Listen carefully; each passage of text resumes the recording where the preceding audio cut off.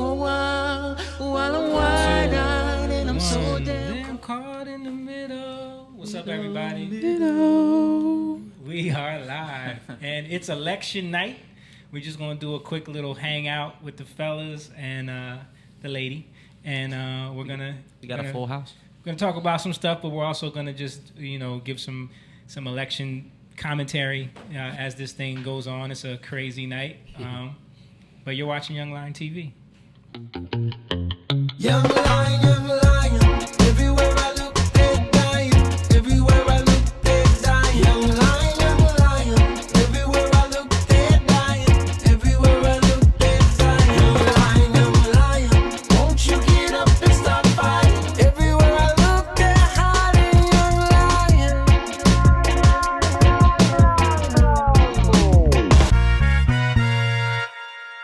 Where's that moon? Yeah. We are live. It's Tuesday night, which is also happens to fall on election night. Yeah. So we're gonna hang out a little bit. We got the full Young Lion team in the building again. We got Simone with me right here. We got Stan. Stiz. We call him Stiz, but y'all know him as the man Stan Golden. What up? We got the half black, half Indian James Garcia in the building. What's up? We got Jake over there, fresh back from DC. You just did a trip 2 days ago. You were in DC. Yep. We're gonna talk about that a little bit. Was in the swamp. In the swamps. Seen he went live on Young Lion.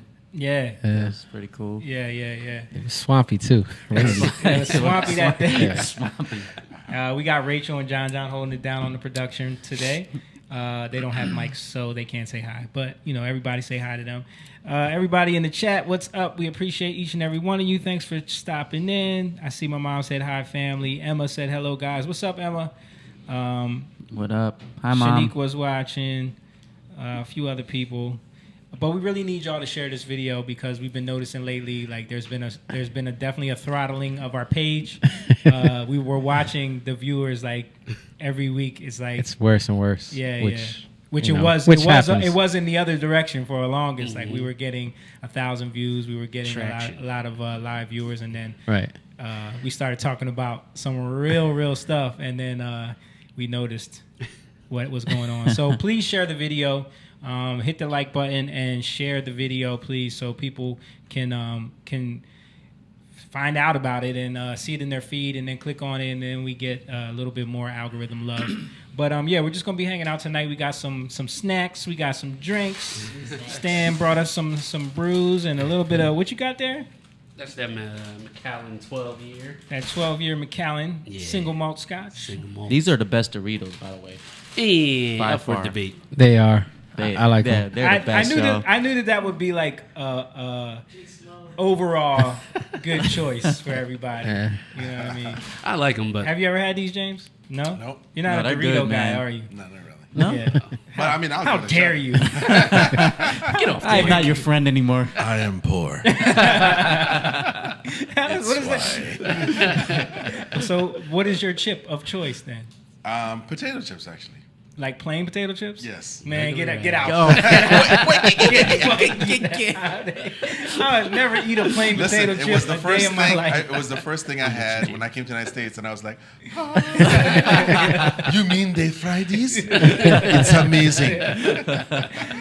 Yo, but do y'all ever eat plain potato chips? Yes. no. You do? Yes. He does stand up. I don't. I can't even bring I love myself them to too. buy a bag of plain Look potato at you, chips. you're a little food uppity over there. Does these have Thai seasoning, sir? Unless there's like a French onion dip or something. Yeah. Like, I'm not, Jamie goes over. The ruffle cheddar and sour cream and onion. Yeah. Jamie Whatever. goes over to That's the best to one. the ShopRite stock person. Do you have the Thai ginger coconut melanated ones? You're damn right I do. We don't have. Wait, go right on it. Your sister always get mad at me because like she'll get fries from somewhere and I'm in there like making a sauce for her. I need no plain damn fries. Get out of here. But, Stan brought over some McDonald's fries the other day Fat Friday, after right? the soccer practice. Like, ooh, I haven't had these in a long time. Yep. Oh man. Ended up putting some Thai. Oh yeah, curry. Curry I seasoning. got some curry, like the night before from Tandoori Kebab, Oh, okay. and we were dipping the fries in the curry sauce. Yeah. The best, It was man. That's one of my The best. moves right there, man. Fries Spice and it the up. curry sauce. I just made some pepper sauce. Yeah, some good stuff, man. Yeah, man, with the peppers we grew Organic, in the backyard. homegrown. Yeah, Habaneros. yeah. Nice. Yeah, I made a new batch though. I can't eat that stuff if you drive, boy. That stuff You just- get caught out there. I got your package, and can I deliver a package?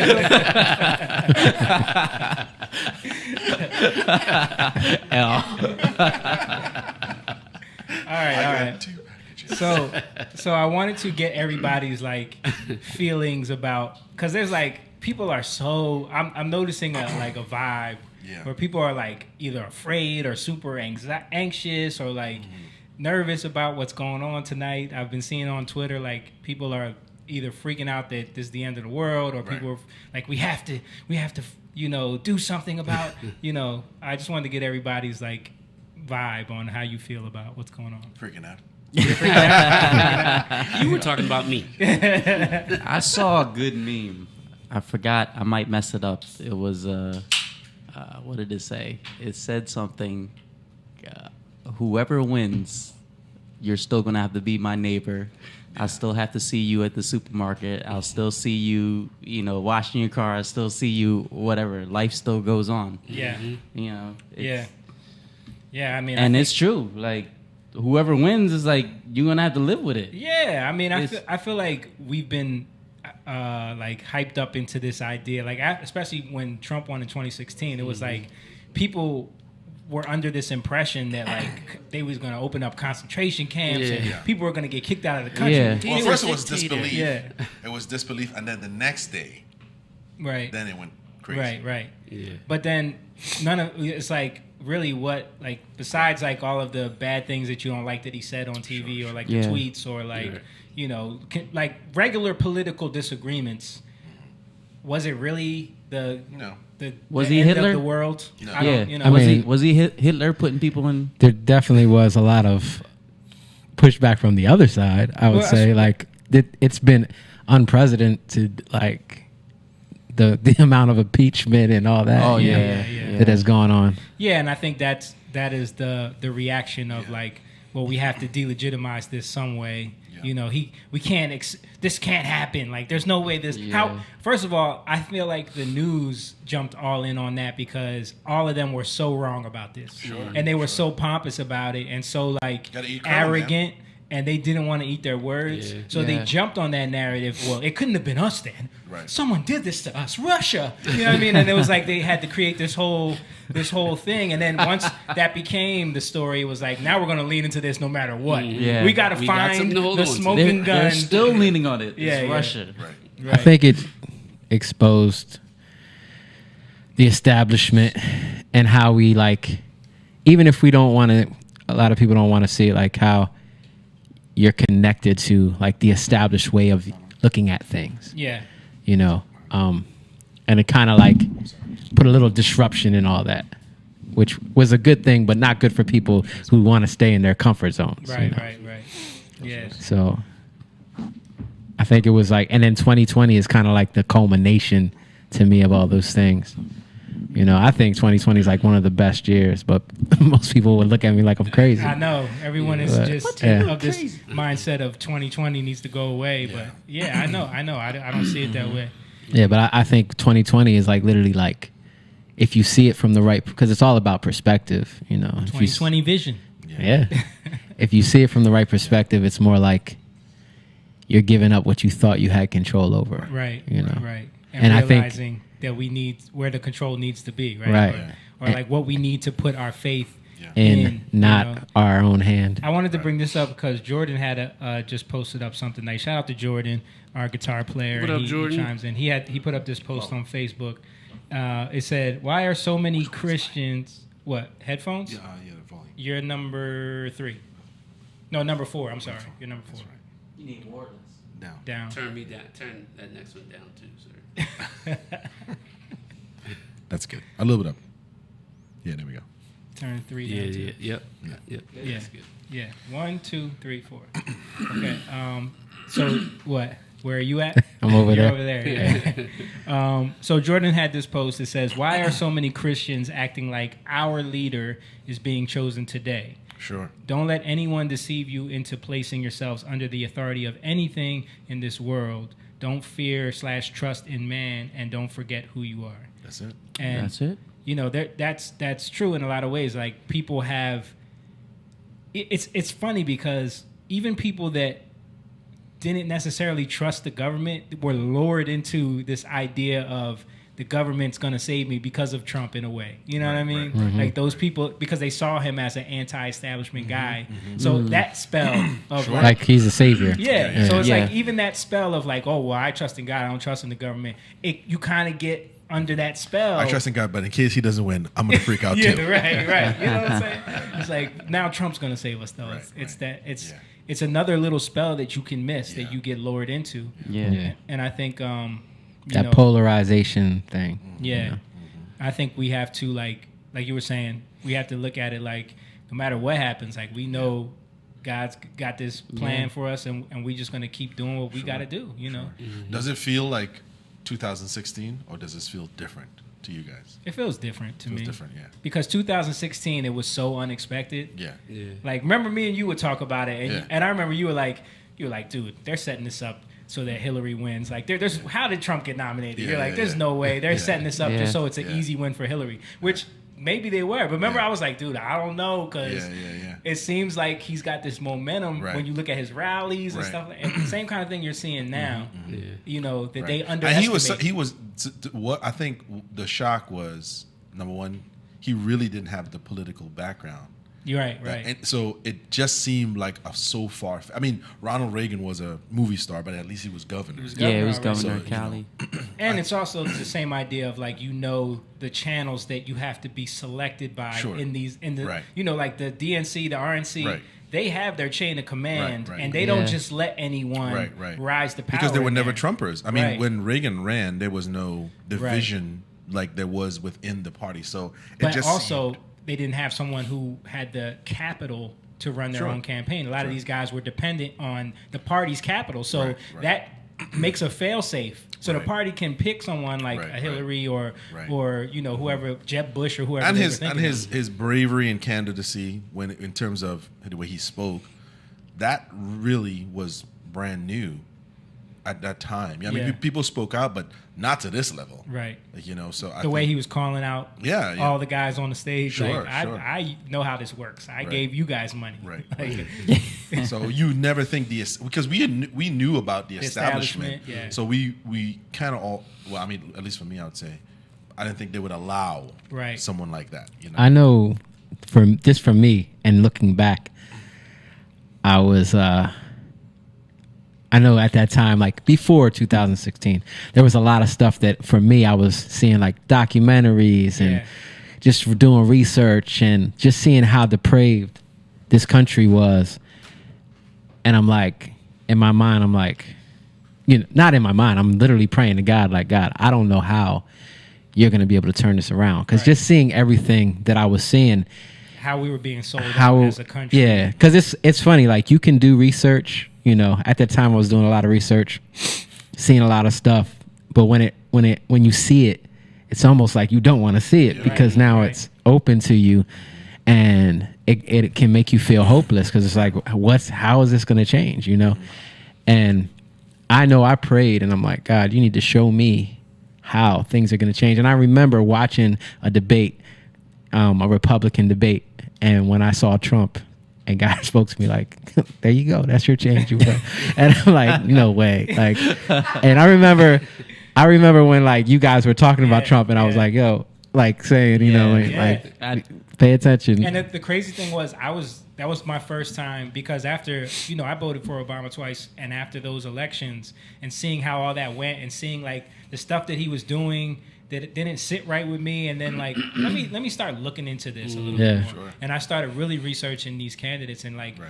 seeing hearing about Hillary and the emails and like all that stuff really opened the door for me. So when you started saying that, I was fighting it. I was like, freaking idiot, man. You Yeah. freaking racist. Like, I was caught up in all of that, too. Yeah. So it was impossible for me to see it at that point. But I always have an open mind for things. So I'm like, Right. all right, let me just look for myself. You know what I mean? Right. And plus, like when we talk, we listen to each other. Exactly. Yeah. Yeah, We're not that's a just- big part too. Yeah. That's a big. Well, I was gonna piggyback on what he said, which was when this initially started. He said, I went to do research. Yeah. Honestly, I think that's a lot of people's downfall. Is if they could just put aside their own selfishness for a second and say, okay, I know how I feel about this, but let me get clarity. Let me Right. do the research. Let me research it a little to bit. see. I think a lot of people would get clarity on things, but I think. Problem was, I didn't get clarity. Like, that actually. But at like, least it gives you it opened the door Yeah. for information. You know what I'm saying? yeah. It was like so overwhelming, Yeah.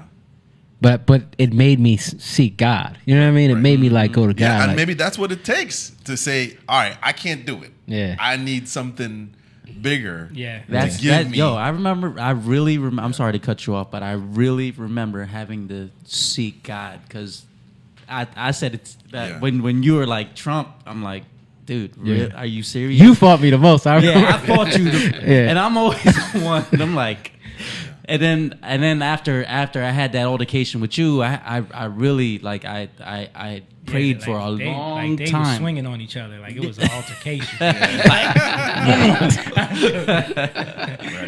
But it took me a Untold while, stories. and then Right. you know I started doing my own research and stuff, and I think what Jordan said is pivotal because it's like if you lead with that and you put aside self and you go, let's go there 1st and you every time that ego swells in you, you go back to that and you train yourself to, all right, I gotta go. All right, I know I'm feeling this, Yeah. but I gotta go back to that. If every time you could do that slowly but surely, you'll begin to transform. Right. But Yeah. people stop at I want to be right. Like Yeah, he was yeah, saying yeah. earlier with his text with his mom and his cousin.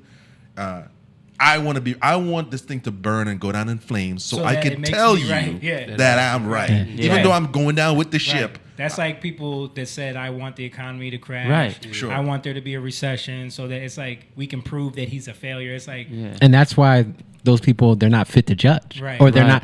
not fit to lead, judge, whatever. Yeah. Because if you were that kind of judge, man, what's gonna happen to this country? Yeah. shout out to Terry Wells. What's up, Terry? He said, yeah, I had a debate in the van with Jamie. I remember that. But it wasn't really a debate. It was Yeah, just yeah. me trying to show you, because trust me, I was there, and I have these conversations with a lot of people because I was just, our dad was a Democrat.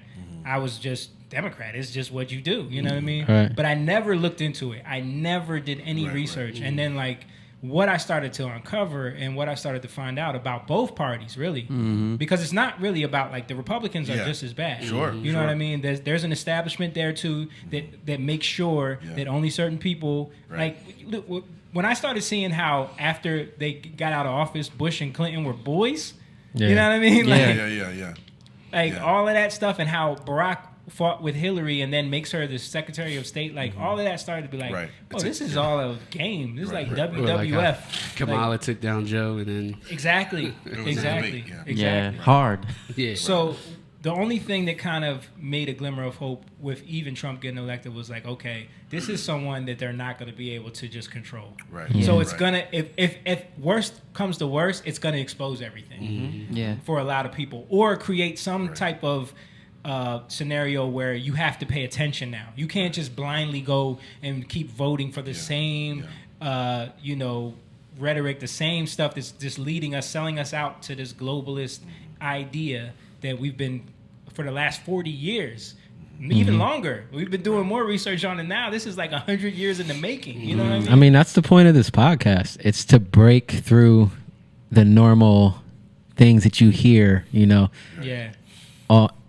in society, the news cycle, to break through it and, hear a voice crying out saying, pay attention, listen to this, Right. and not coming from our own selfish desires. Right. Because Feelings. I don't think we really want to do this podcast No. if it's up to us. No, Yeah. dude, I could so much better We could chill be on my Tuesday working. nights We could or be work on working on some music right Yeah, now. right. But and especially when we're being Yeah. messed up with the algorithms because of what we're talking about. Right. And Facebook has been banning channels like crazy over the last couple days. Sure. There's been a lot of news stories about it. So I'm surprised they haven't hit us with any strikes yet. yeah. We got But to mention one- Joe 4 more times. One good thing about Facebook, though, you see your friends comment on stuff. Yeah. Like, for instance, shout out to Brunel. Okay. I seen him comment on Obama's, because Obama had a post endorsing Biden or whatever like Yeah, that, and he yeah. wrote a comment on there, and he started getting into it with he's a Trumper. Who, Brunel? Yeah, he's a Trumper. I talked to that dude that's I had a couple conversations with him. I found- he's watching right He was that's watching. Shout out to That's Brunel. why I'm mentioning him. But he got into it with some girl. She's African too, or whatever like that. And he talks about how when Obama was president, he was paying like $5 for gas or whatever it was, Yeah. and now he has his own business under Trump. You know, and Which wouldn't for him? It wouldn't have been possible. right, That's right. A lot of people don't understand that. Yeah, I just had my mom was talking to somebody on there. She got into it, and I heard like some of the stuff that the girl was saying was about like he's not for poor or the middle class, and it's like you have no clue. Right. You're not Yeah. paying attention to any policies. Right. You're just saying some stuff because somebody else said it. Because that's what Yeah. they tell you. That's what they tell you. Those are the talking points. And, Or you talk about it all the time. You have you're a small business owner, and you're doing Yeah. really well under Trump. Yeah. And there's a lot of people that especially contractors. Yeah. They're doing good. It was booming before. Even before Before- this started, it was, Yeah. you know.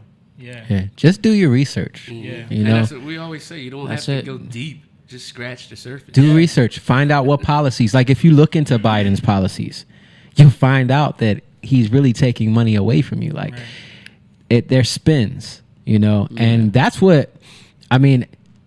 Brunel said, "I am watching." I'm not. What up, B? I'm not for like I'm independent.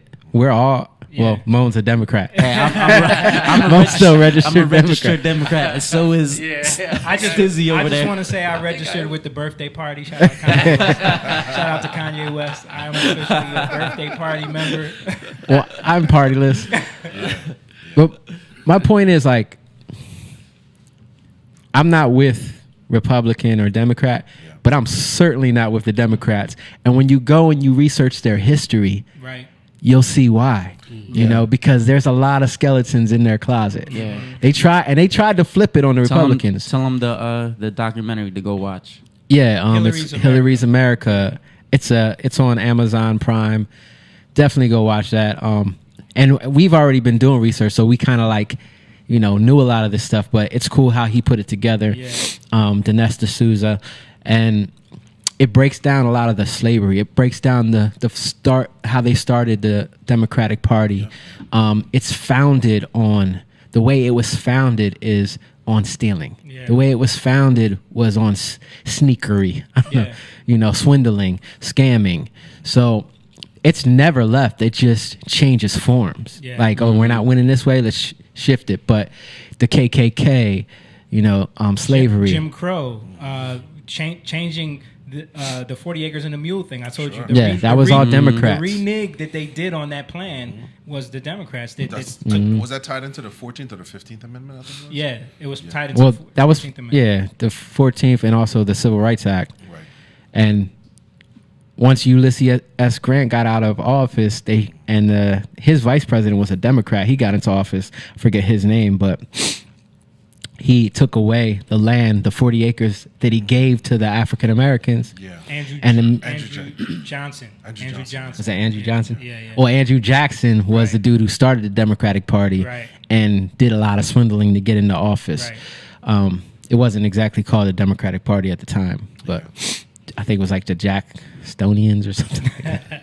But anyway, but my point is that, like you said, they took away that stuff and gave it back to the plantation owners. Right. And then how they got back power was they went back and built up this militia called the KKK Right. for the Democratic Party. Right. And how they're for, they literally went out and murdered 3,000 black Republicans, yeah. 1,000 white Republicans, Right. you know, all in that time. And then it reinserted. There was a resurgence of the KKK again in like the early 1900s. Yeah. And most people don't know that the first black congressmen were Republicans. Exactly. There were 22 Yeah. of them. A lot of people don't know that. I mean, Shout out to Darnell, our boy Darnell. He said it was the Democrats that was for slavery in the 1800s. Yeah. Yeah. There were no There was no Republicans that ever owned slaves. Yeah. right. Yeah. But one of the things that he pointed out in that documentary was it brought me back to the moment I was doing all this research before when I saw that documentary, The Clinton Chronicles, which is crazy. If you ever can find, if you can even find that on YouTube now, that's a crazy documentary. But he brought up how when Hillary was in college, she went under Saul Alinsky's, tutelage or whatever. And, tutelage, yeah. But Saul Alinsky was a known communist, like thief, and he was just a crook who was schooled by the mob. Schooled by the mafia, right? But this dude wrote a book, and one of the quotes that he wrote in the foreword of the book was like something about the first progressive that ever revolted against the establishment and won his own kingdom was Lucifer. You know what I mean? Like honoring Lucifer as he's the first guy to ever, buck against the establishment, and he got a kingdom out of it. So, you know what I mean? Right. And then Hillary mentioned They looking short-sighted. See? You know what I'm saying? They're looking short-sighted. But this is the people that they Sure. she looked at him as her mentor. Right. You know what I mean? Right. And now she's sending out Bible quotes. Right, exactly. Right. Just like Biden looks the bird. Yeah. Robert Byrd. He was I saw the craziest fact check on that shit on the internet where it says did Biden eulogize a grand wizard for the KKK? Yeah. This is false. Robert Byrd. Even Strom Thurmond. No, but this is what they said. Robert Byrd was a cyclops. So they marked him off. Yeah. Wow. Because it was the wrong title. He's not a grand but this dragon. This he's is a what they. Cyclops. But this is the wizardry that they always do with like Snopes and these fact check websites. Is they take the smallest inaccuracy and they make the whole thing false because of it. And all people look at is this is a false statement, and then they don't read it. Instead of saying he's still in the KKK, but he was a cyclops instead of a grand wizard. Not a grand wizard. Yeah, Much better. Yeah. Thank you. Yeah, exactly. just a notch below. Right, You know, right. Yeah, and Strom Thurmond was the guy who helped him write the crime bill. Yeah. Strom Thurmond was a major. He was a sort of secessionist, but he was really he was an anti-segregation. Yeah, I mean, he was anti-integrationist. Anti-integrationist. He was a segregationist. Right. But yeah, he helped him write the crime helped him bill. write the crime bill. And if you look, like, even today, you look at the major cities, Democrats run. You know, you look at the mob. It was, I mean, especially like unions, the mob, Chicago, Philly. Well, I'm just saying the ones that we're close to. The Northeast. The North. Yeah. You look at how they were run by Atlantic these. City. By these Democrats, and what happened and who does it affect? It affects the poor because they're like literal plantations. Right. You know, and when they were caught, when these, like you said, mob bosses were caught, they did no time. They did time, but it was like in stowed away prisons, or it was like buddy systems. Martha Stewart prison. Martha Stewart. You know what's funny? It's like we watch all those gangster movies, and we'll see things in there that are true, but it's sensationalized. So it makes it look like the bad guy's winning. Right. Like when you look at Goodfellas and they're cooking pasta in the jail, yeah. that was all set up through the mob and the democratic system. Yeah. Buddy systems that they would do. You're going to do some time, but not They were paying time. off a lot of the politicians that gave Sure. them, and the judges, Right. and all these people that would say, we got to put you away for some time. And what's crazy about that? As crazy as they make Giuliani look, Giuliani was the guy who really cleaned up New York. Yeah. From what it was. But that's why they come at him for stop and frisk being so racist, because he had this law and order approach to things. But it made New York a nicer place. Right. A lot of people are admitting that. Right. You know what I mean?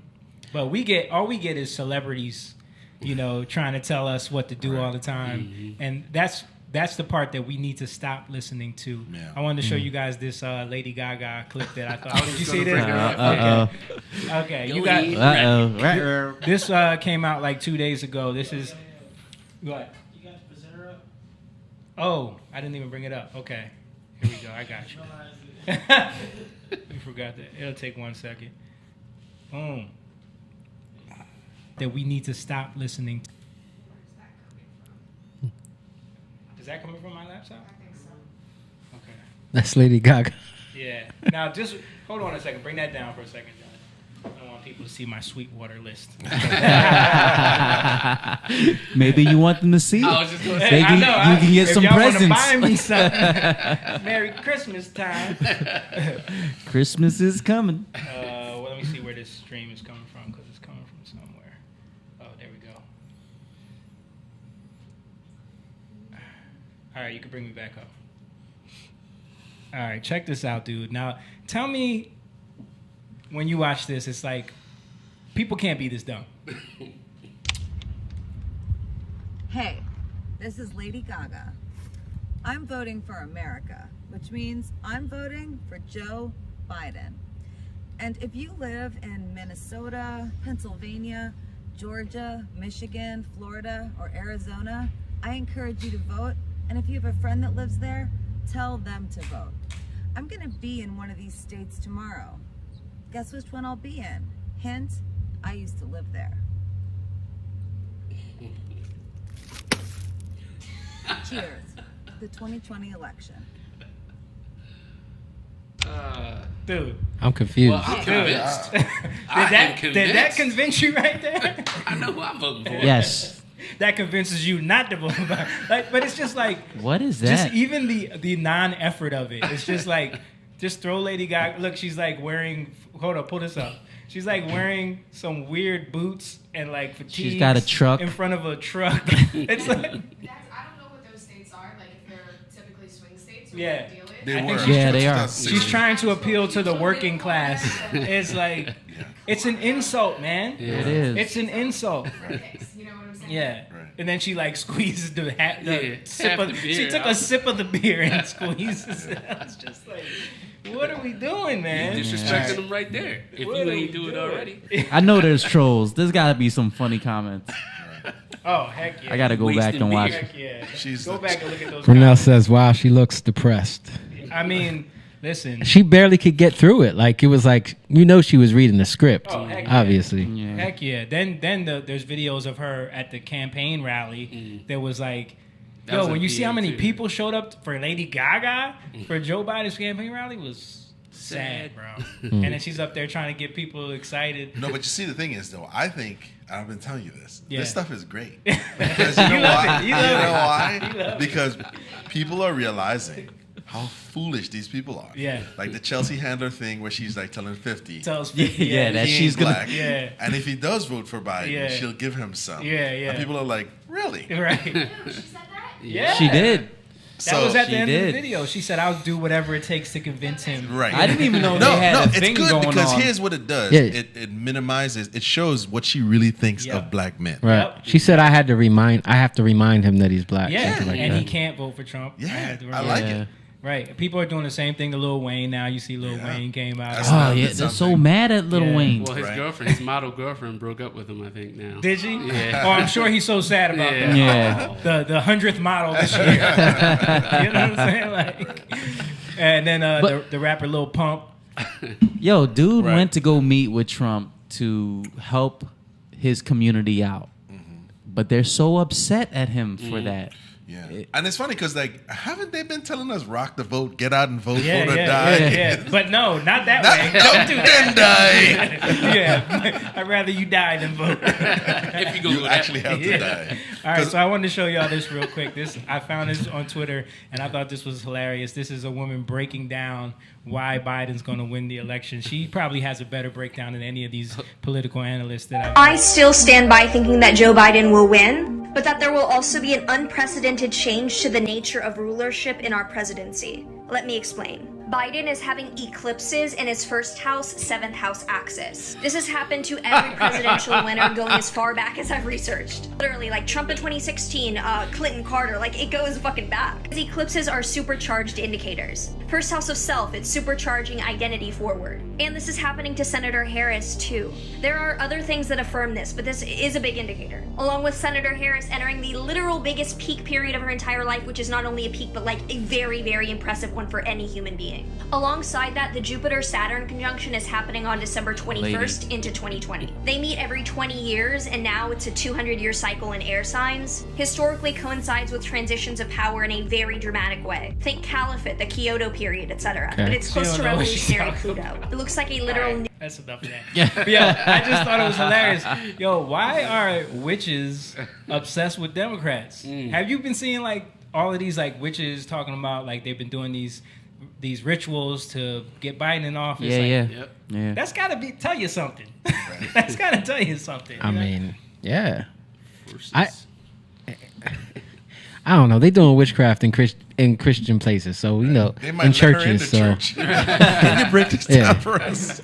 Dude, there's stuff going on in churches that it blows my mind. Like, I just heard about some kind of like number thing that's going on. I forget what it's called, but some kind of gematria thing. But it's like really like witchcraft type stuff. It stems from like what's it called? New Age. I forget what it's called, but I saw it the other day. I had no clue. It started in like the progressive church, and then it like kind of got into the less progressive church. But it's kind of crazy. Yeah, I mean it's a sad thing, man. Just a tidbit too. I don't know if anybody knows or if everybody knows that Lady Gaga was against fracking. Yeah, no, but she's out there stomping in PA. Oh yeah, she's 100% against that. She's Yes. all about the Green New Deal, you know. Yeah, but you know, and Lady Gaga has joked around about following Lucifer too. You know what I mean? Like, Right. so it's just funny when you see the people that they align themselves with. You know what I mean? Yeah. And just look at what he's for. Like, it's not hard to understand what's going on. Yeah. So you guys want to check out this Joe Biden ad? Sure. It's pretty good. Who's a Democrat, a lifelong Democrat, a proud Democrat, an Obama-Biden Democrat. Join us. If you want to nominate, we'll bring this party together. We'll run a progressive, positive campaign and turn this primary from a campaign that's about negative attacks into one about what we're for, because we cannot get reelected. We cannot win this reelection. Excuse me, we can only re-elect Donald Trump. I think it's a right for people that bad at care. We have never let You fooled me, Jay. Take second fiddle. During World War II, where Roosevelt came up with a thing that was totally different than he called it the World War II. He had the War Production Board. The way China will respond is when we gather the rest of the world that in fact believes in open trade. COVID has taken this year, just since the outbreak, has taken more than 100 years. Look, here's the lives. When you think about it. We hold these truths to be self-evident. All men and women created by you know the thing. We gotta. Look at his wife. His wife tries to help him all the time. We gotta reassure. Look, I'll do what he's unable to do. I'll lead an effective strategy to mobilize true international effort to pressure. I am very willing to let the American public judge my physical and mental as well as my mental fitness. I'm Joe Biden. I kind of feel bad laughing at him. But it's It's a shame. But this is how divided people are. That they will overlook. Imagine a time when people would think that is someone who could lead the country. George Bush. When George Bush didn't have this much gas, and he was satired. That's what I'm saying. Religiously. Like George Bush, his gaffe was the fool me once, shame on me. Fool me twice. You can't fool me again. You can't fool me again. But that's those. You see, the thing is, You sound like him. I was on board that train Right. at that time in my life, Not me. and I laughed about it, right? Yeah. But the thing, Oh, that train, yeah. yes, Laughing at George Bush, yes. and I tuned into the satire, Right. and I watched it all.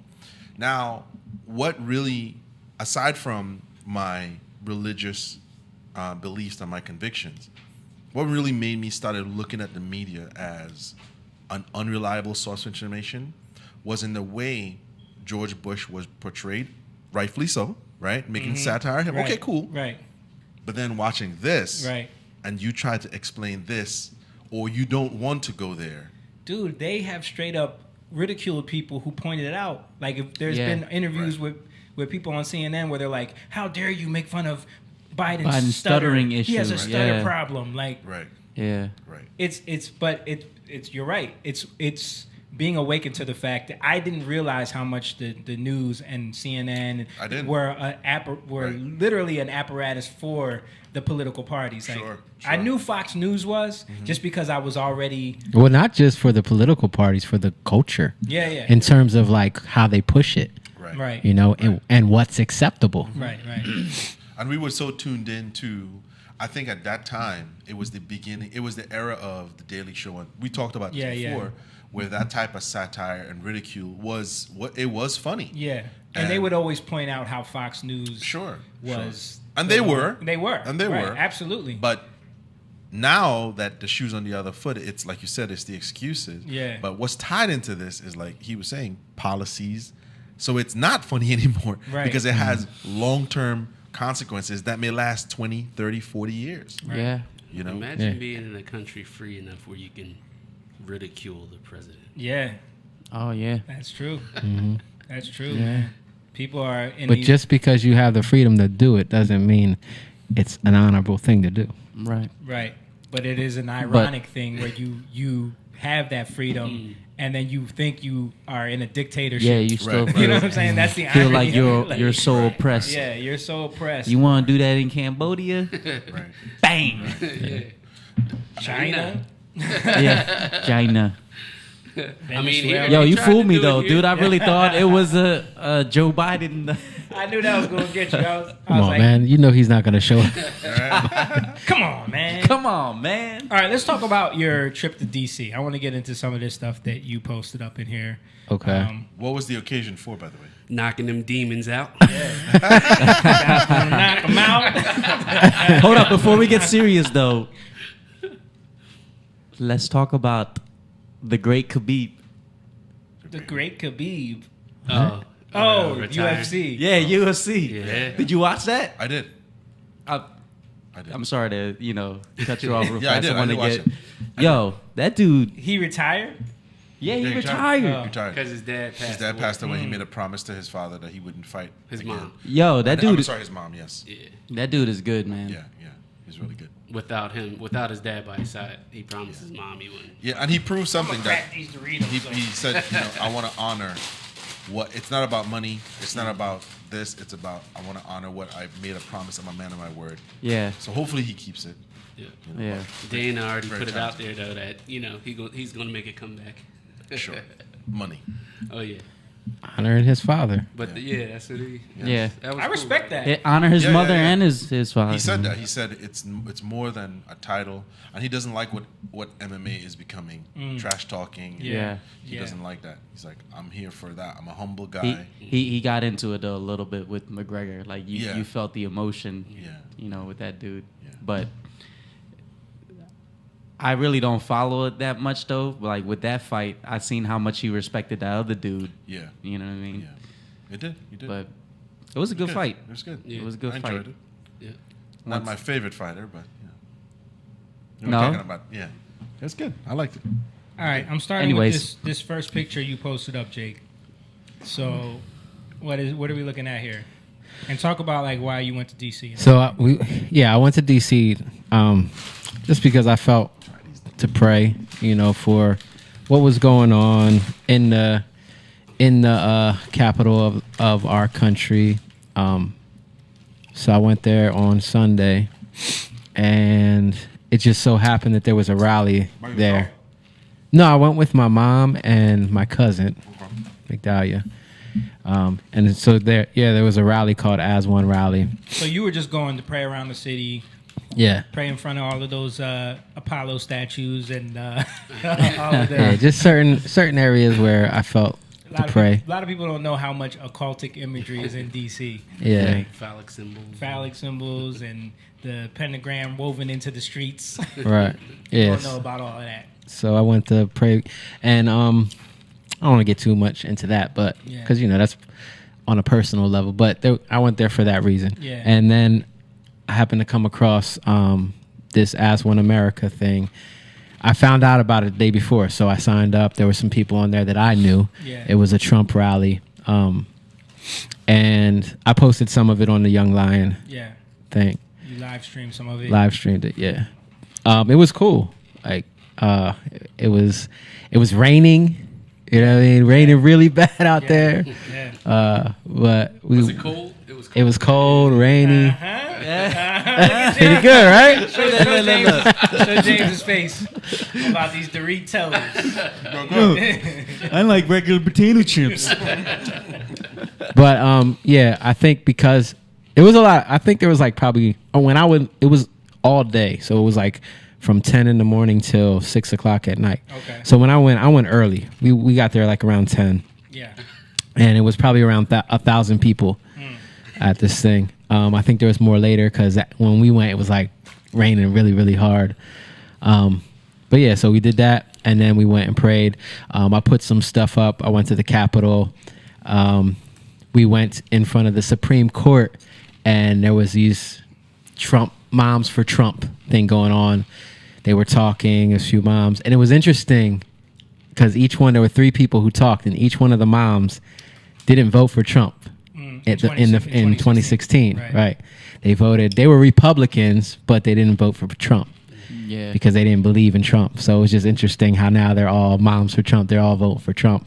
But I put up a video because at the end of that, there was a Chinese guy from China. Is that the next video, or is that the, And I do have to say Chinese from China because you could be Chinese from America. You can be Chinese from Jamaica. That's There you true. Or Trinidad. The Is this the next video you had? It was the one that's like up and down. Okay, gotcha. So in there, I was listening, and then he started talking at the end. So I put that in there. It's not letting me access. What? These two over there. Got them on camera, but they were messing with the chips. You know what? They were like messing with the chips over here. I mean, those chips are good, man. Can't get it? See? Okay. They're the best Doritos you've ever had. Right, sure have. Yeah. All right, here we go. So. To stand up and say, Hold on. and I just want to thank the President of the United States for being the fighter that he is, to stand up and say, we are going to fight for the values that made America the freest and most prosperous nation on earth. Amen. Debbie, I hope I did you well. Thank you. Yeah. Very well done. I fled from Communist Party China. I know what is socialism, what is communism. You are doing right. You're doing great. Oh, that's the guy you talked to? Yeah. Yes, thank you for being here today. So he pulled out a Trump hat, but he said I came from China. I know what communism is. I know what socialism is. Right.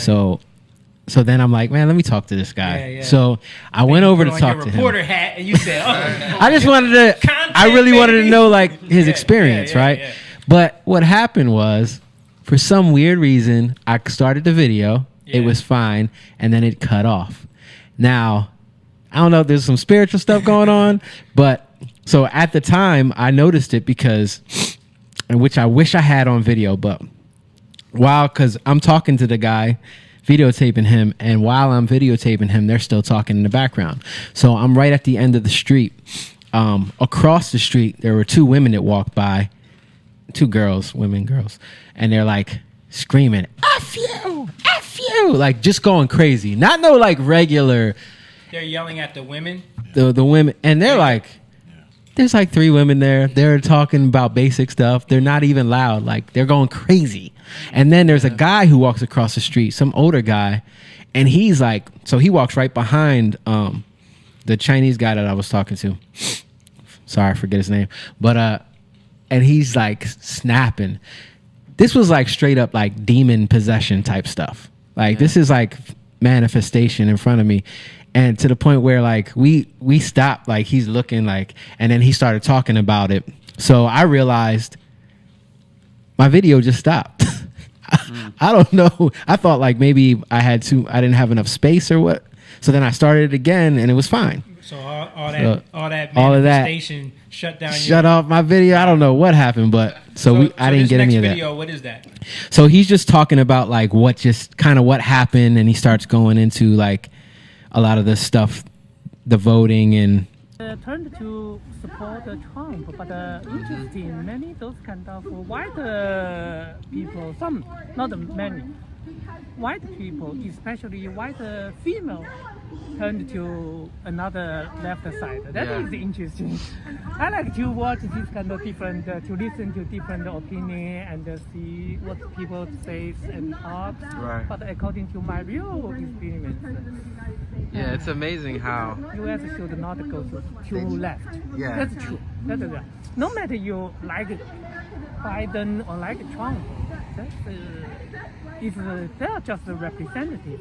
But if you go to left, this country will have no future. They have no clue. I don't think they have an understanding. Smashing, looting, Right. beating, burning, killing. That's what they're doing. Yeah. People can let it happen. How people will suffer more and more. Right. What do you see? What happening in South Africa? What happening like in Chairman Mao's time? You just brought up Direction. If you go to Mao. that direction, this world will have no future. Yeah. That is what I want to say. Wow. Thank you. So he's basically saying like if you give into the left ideology, you have no future. Yeah, because he knows where He comes from it. Yeah, he knows where it goes, and yeah, he was just talking to me before about why he came to this country, and I wish I got it, and it's funny he's talking about that, and then these people just start cursing, and then so he went into like it's amazing what happens. He was just pointing to the guy like because the guy walked by us and went that way, so he like points over there, and he was just talking about like how it's coming from white people, and he said it amazes him. He's like most of the Asians, and I'm seeing more black people voting for Trump. Like and so, mostly white people are the ones wanting to move into this like looting, rioting. Like look at all the cities that are boarded up yesterday. I was just going to say, who would have thought in America on an election night or election day, you would be boarding up your store? Yeah. To protect it from getting burned. Right. Like that's crazy. Yeah. And when you look at like the heads of a lot of these organizations, or even just people that are part of them, they've interviewed them and talked about it. Like, do you think if Trump wins, will people riot? Absolutely. If Biden wins, do you think people will riot? Probably not. You know what I mean? Right. It's like they're saying it themselves. Yeah. You know, because it's planned. It's a planned thing. It's like.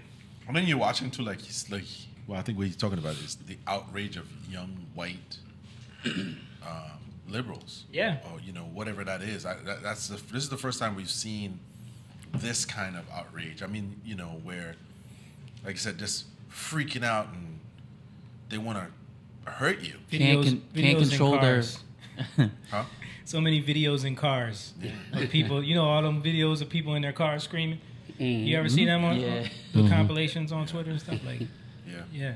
Even like when the riots started with the whole George Floyd thing, that one black girl went up to those young white girls handing out bricks, and it's like, what's going on here? You know what I mean? Like even that narrative back in the 90s would have been spun in a certain way, but now there's unequivocal evidence of just chaos run amok. Like what? And most of these, they're finding out that most of these people don't live in those neighborhoods. They're just coming down a. Oh yeah, they're getting paid to come to this area to cause some chaos. Yeah, and they don't live there. And they don't live They don't there. care about the community. Yeah. And that's what's hard because the news, like, I'm sure if we could find it, the news can find it, but they don't want to report that. Oh no, they don't. It's like almost they don't want to talk about it. That's not Kind of like Hunter Biden. They don't. Yeah. They don't want to talk. They need. They don't want to talk about it. But we know. They need why. 2 forms of IDs with his grandma saying that that's my baby. So show this. I'm gonna show this picture. Tell me what I'm looking at right here. Okay.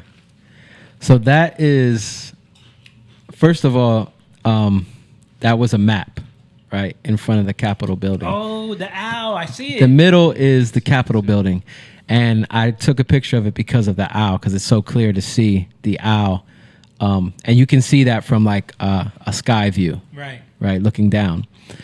So the owl represents Moloch, and it has to do with wisdom, right? So it's funny how the Capitol building, and then the Supreme Court is over the right eye of the owl, which is interesting too. And a lot of times the right eye represents like the seeing eye. So the Supreme Court is over the right eye of the owl. So I thought that was interesting. And another interesting fact about the Capitol building is that it was first opened in November 17th, 1800. So November 17th of this year, it'll be in 2020, it'll be 220 years. Yeah. Right. So I thought that was, with the number play, 220 years, 2020. Both of it breaks down to 4. Yeah. I think there can be a change that can happen. Kind of like that witch was saying. No. He's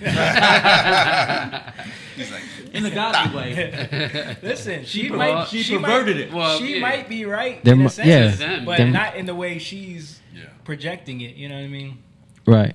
But no, that owl, I've never seen that before. I've seen a lot of the DC Well, it's like it's a symbology. map. Like you took a picture of a map there. This is the map of. So of that's the, like the, a sky view of the layout The bird's eye view. around the Capitol building.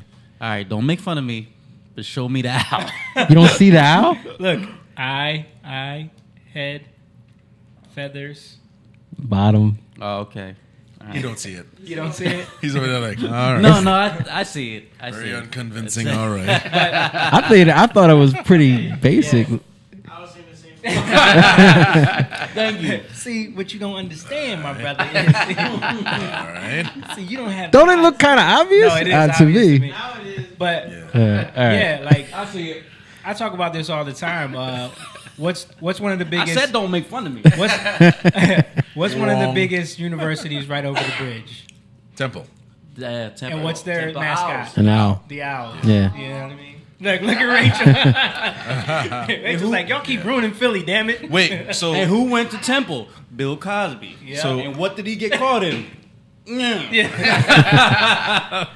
But talk about that though, from symbolology, like Symbolology. symbolology. You know what I'm saying? Talk about that symbolology, my brother. Symbolology. You on Team Biden, man. Talk about the Symbolology. Conspiracies. I'm allowed. I'm allowed one. conspiracy. I'm allowed one flub. All right. What does, aside from like in that world, creatures represent something? The bull was Moloch too, right? Yeah. Yeah. So the bull, and then it switched to the owl. Well, The bullet- it didn't the- switch. It's just it represents different things. It was a calf. I'm sorry. It was a calf. It's a bull because the calf is not really. The calf that's a different thing. That's like Marduk. That's Babylon. We were just talking about that earlier, yeah. That's a whole nother The thing. bull version is the Yeah. child sacrifice version, right? Right. That's the Yeah, one- it's actually a bull. It's actually a bull head, Right. man body. Right. That's the So- one that's outside the Vatican. You ever see that one? Yeah. Let me pull that one up. Yeah, for but you can y'all? put. I want to see that one. I think That the Pope okayed. Right. Because the reason I'm asking that is because I think a lot of people see those things, but it's so tied into mythology that people just look over it. They don't know the symbol. I can't even say the word now because Symbology? Symbologies. of what it's tied into. So like pointing out an owl, it just who cares? Yeah. But they don't know what it is. No. Yeah, it represents Moloch. It represents wisdom, and it represents what you give yourself over to. Right. Because in order for me to gain wisdom, Yeah. I have to be subservient to Right. wisdom. Right. So I have to give myself over to God. So this is what the problem. Like people don't understand that. Yeah, back in the day they worship these idols, but you're still worshiping the idols now, just in different ways, because it represents, like, in terms of abortion, because you would give up your kids, right? So with Moloch, what did you do? What does he give you? Wisdom, right? What do you need wisdom for? To be successful in life. So in order to be successful in life, let me give up my kids. So It's a sacrifice. Your first as a fruit. sacrifice. Yeah. So if you think about like having a baby and you're in a position where you're not going to be successful if you have this baby, it's wisdom to have an abortion in society. So it's literally like it's forming the way you think and putting pressure on you to think in a certain way so that you can be successful in the world we live in. Right. You know, so it causes people to be, quote unquote, what people say, fleshly. Which is why I joined the birthday party. Yeah. I'm about pro-life, baby. But no, Look here's at that, That's James. the Moloch statue right there. Yeah, that's the okay. I've seen that one. Right. And that's a crazy thing is, so when you say that, people think you're off the deep end, but then you look at the Mayans, they used to sacrifice children. Yeah. They used to do it all the time. It's like it's this ancient culture, which seems like so ancient and antiquated now, Dude, but it's the same thing. Under Ben Franklin's house in England, they found the bones of babies. Oh my gosh, man. Yeah. In the basement. But it was tell them how much of it is it? It was like a 3x3 section of the basement. That was the only part they were allowed to excavate, and they found the bones of, what was it, like 12 people total in that space, and a few of them were babies. Wow.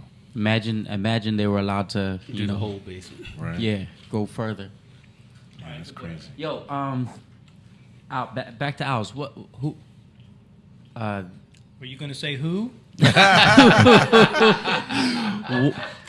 What's the elite group that has the Bohemian Grove? Bohemian Grove. The Bohemian You know the Grove. owl is on the dollar bill too. You know? Absolutely. And, It's hidden on there. And you know what's crazy? He's saying that every like old Disney cartoon, whenever they were in turmoil, they had to go see the Wild's old owl. Yeah. Like, remember the Tootsie Roll cartoon? yeah. It was always How many and licks it's does so it take? like it's so there. You don't even. Why was the owl wise in cartoons? Right. We never asked that question. Yeah. It was It just just becomes told part to of us. Wise old owl. Yeah. But yeah, there's a reason behind it. So wisdom is equated to an owl. There, even with like in the Greek mythology, you had one of the goddesses had an owl on her shoulder. I don't remember the name of the goddess. I know you're talking about. But yeah, she had an owl on her shoulder, and it kind of It was a Clash represented of the that too. Titans. She gave the owl to Perseus, I think it was, or something. Athena? I think it might have been. She gifted the owl to him. Isn't she the one that is in front of the court system? Might be. I don't know. That's Lady Liberty. No, I'm not going to speculate on that. But fact check me. But on an owl, it has to do with seeing in the dark, right? To see in the darkness. So that's where they get the wisdom of the wise old owl. And yeah, the Bohemian Grove, there was this huge owl that they erected, and they were doing a mock sacrifice in front of this owl. Moloch god. Alex Jones there. Yeah. Yeah. So I thought Joe like Rogan. You need to listen to me, Joe Rogan. He just sounds so crazy, right? That's why there's a lot of occultic stuff that's around, in our capital, and that doesn't mean that we can't, because people. This is my point. People will look at it and say, "See, look at that. This country is." That doesn't mean that the country is Satan is a Satan country or Satanic. has no, satanic country or there's no salvation for the country or it's what I mean. It doesn't mean that it has roots. It means that it was what we were talking about. It means that there was mixtures going on in terms of the foundations, right? The iron and clay mixture. Right. And those things can be taken out. That's what iniquity is. It's literally about stuff that got mixed in, and creates traditions of men that we follow. And what happens when you follow traditions of men? It puts pressure on people to follow after thing. Like, no, you have to do that because this, and this. And how many families are like, well, yeah, my mom, if I do that, well, she's going to be mad at me. So I have to do this, or I have to marry this person, or I got to do it this way. You know, it's so much tradition. When you watch people and families of different cultures coming together, there's always clash in different cultures because this family does this. And it's usually like the moms that are like, well, you have to do this. And then the other mom, you know what I mean? So you get those clashes. Those are actually like mixtures in culture that muddy up culture and put pressure on people.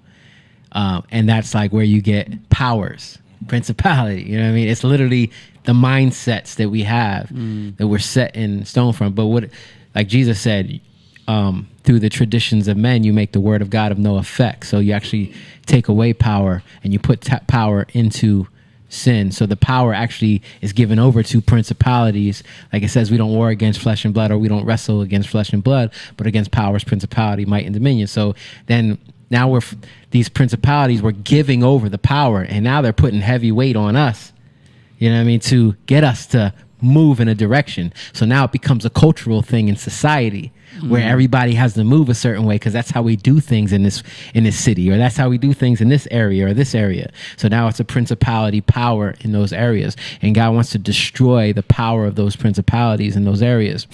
So there's hope in those things. And it's funny because just one story real quick, the story of Esther. Esther's name is Estar. That's Ishtar. She's literally named after a god. The goddess, the main goddess. And then Mordecai, which is her cousin, that he adopted her because she didn't. I think her parents died. His name is from Marduk, Mordecai Marduk, and Marduk was the main god in Babylon. So God used Mordecai and Esther to dethrone their Marduk and their Ishtar. You see what I'm saying? But when you're looking at that from like a traditional standpoint, it's like, why would God do that? We're seeing it from like hindsight, but I'm saying like when you're looking at it, why would he use somebody named the God? You know what I mean? And somebody named the God like to set free a people. Because he was showing that he's taking the power away from those gods. Right. He's taking the power away from those principalities that rule in that arena, in that area. And that's how God does stuff. So a lot of times it's not the way people think because they're so connected to their traditions that keep them blinded. So that's why he'll use a Trump to do what he does. You know what I mean? Yeah. And people don't see it because they're like, oh, well, I don't like Trump because he says this, this, and this, because they're not paying attention to what God is. He needs a Trump to deal with the traditions that need to be uprooted that got into the foundation. Yeah. You know what I mean? And that's what's happening in this country. And more stuff is getting exposed. The darkness is being brought to light. Yeah. In those areas. Yeah. And he uses things to make people humble themselves because we think we've got it figured out. Right. You know? I mean, we know what all up in the Bible. I mean, I've said it a million times. Is, you know, God uses people that, you know, that's like, really, you use that guy, a guy who, you know, killed all these Christians, and you use him to, you know, Paul, to do you know, God's work. You know, it took me a while to, you know, jump on the Trump. I'm like, really, God? You know, but because we have to deal with our own. Well, we don't have to deal with it, you know. We have to. We got to deal with our own traditions, our own iniquities. You know what I mean? Iniquities are literally like the things that got into our traditions. You know, our foundation. Yeah. And coming out of those seasons that we were once in, into a godly season, like, you know, putting away those childish things, those things we used to watch and be entertained by, that probably fed us and strengthened, you know, those evil spirits that want to take control of your life, because you're feeding it, you're watching it, you're laughing, you're standing in the court of contempt there. Yeah. You know, later on in life you realize, like, what is this about? It was a waste. You know, Just like how you was laughing at Bush. But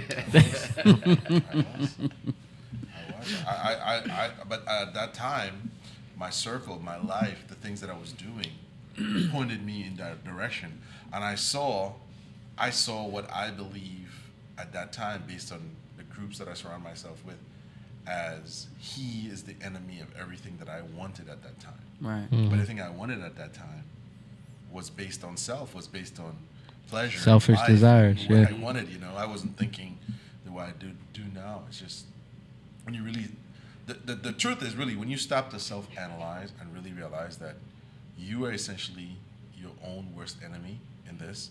And it's not really the political systems. It's not really, that's a symptom of it, but it's really you. It's what your desires are, and you really stop to say, wow, man, I got this wrong, Yeah. There's a what you were just saying, there's a verse in 2 Timothy 3, and it's speaking about like all these things that Paul's basically talking to Timothy and saying, don't have any acquaintances with these people. And it's like, not because you're going to, if you entertain it, it eventually like enters in, right? So you were literally saying like, these are the people I wanted to be around. Yeah. And it was like, why? Because I had these desires trying to fulfill in myself. And then these people had the same desire. So I thought it was interesting. This says, but understand this, that in the last days there will come times of difficulty, for people will be lovers of self, lovers of money, proud, arrogant, abusive, disobedient to their parents, ungrateful, unholy, heartless, unappeasable, slanderous, without self-control, brutal, not loving good, treacherous, reckless, swollen with conceit, lovers of pleasure rather than lovers of God, having the appearance of godliness, but denying the power thereof. Again, the traditions of men. And then he says, avoid such people, for among them are those who creep into houses or households and capture weak women, burdened with sins and led astray by various passions, always learning and never able to arrive at the knowledge of the truth. So it's funny because like people secure themselves with all this knowledge, but they don't have a foundation of anything. Yeah. You know what I mean? I wasn't all those things though. No. I think what you were when he reads that though, what I see is the generation now that I see on TikTok, that I see on Twitter, that I see on Instagram. Yeah. It's this ideology that, oh, I'm still good because I love God. God loves me, but Jesus is my best friend. But that's the life I live. You know what I mean? Can I tell you what it is too? It was rebellion against my father. You know what I mean? Yeah. If I'm being honest, it was rebellion against what he was telling me. What at that time when we. You mean the tight pants and the silk shirt unbuttoned is? Yeah, I mean he saw that, but he saw going out. He didn't see that. He didn't know the nightlife world. I think what he saw was me entering to what his brother, because he told me that him and his brother took two different paths. Right. He chose marriage. He left that world, and he chose marriage and a wife and a family. And his brother said, "Never, not me." His brother was a drinker and I'm going down that partier. path. Yeah. So he saw me. I think that's what he saw. He was trying to tell me that, but in Caribbean way. It's more like I command you to. Yeah. Which was I forbid this. Right. And he's familiar with my dad. And make you rebel even more. Yeah, it made me I'm gonna live, you know what I mean? But really it was rebellion, if I'm being honest. It was rebellion against his authority because I wanted to do my own thing. Mm-hmm. In the long run, he was absolutely right about it. But he didn't have the words to convey it to you. He didn't. So there was a disconnect. There was a disconnect, and I think, like I said, ultimately, I was in a society where rebellion was praised.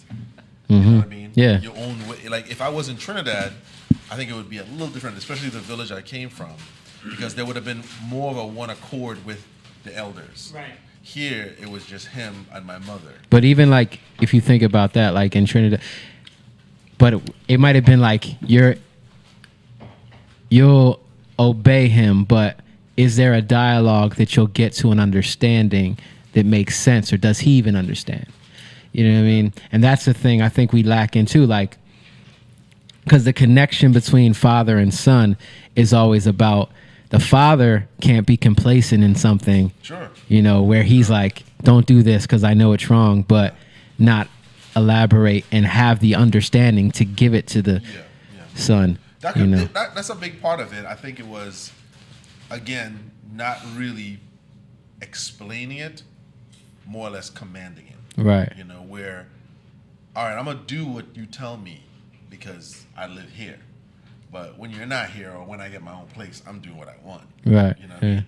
And he did tell me that. He did say, hey, listen, you know, even if you become a man or whatever, those principles I'm teaching you, you may not see it now, but eventually you're going to see it. But it's really the heart of man, which is my heart at the time, pointed me in that direction. I was like, I want to discover this world. You know what I mean? And you feel left out socially. I think a lot of times too, it's like we were talking about these young people. The reason we're seeing some of this is because they feel in their rebellion they're doing something. They feel like I'm standing up to vote, or I'm going against the system. They feel part of it, even though they don't know where they're going. They're like, wait, we're burning this? Okay, that's what I need to do. Wait, we're going to yell at that guy? Okay, that's what I need to do. And it turns into that, you know? Right, but they have no knowledge. They don't know. No knowledge. Trump's bad now? Okay, yeah. I think that's part of it, like an identity problem too. Yeah. That we were talking about Sure. earlier. And I feel the same way about my folks, that everything wasn't explained the best. Yeah. But the principles were instilled. Yes. And after I went through my journey, it made it easier to be like, oh snap. Yeah, this is it right here. They had some stuff right. Yeah, they were right. And I think it's just, I think sometimes one of the faults, I mean, I'm using the wrong word, but when a parent explains something, they explain it at that moment, and they don't think to elaborate on that for weeks and months and keep hammering. It's like, I'm telling you this, get this, and put it into principle right away. And it's like, I think sometimes I need more. You need to, you know, and make it simple. Maybe that's, you know. Yeah, I was thinking about today, like a mother. I was thinking about fathers and mothers, and like how a father, he's not there to really like ram stuff in your head, more so as to like establish. So father's always like breaking through barriers and establishing, right? And then like, you know, of course he teaches or whatever, but a mother is like the nurturer who reaffirms what the father established. Right. You know what I mean? Like the mother is there to like walk in what the father has established, and they work together as a team.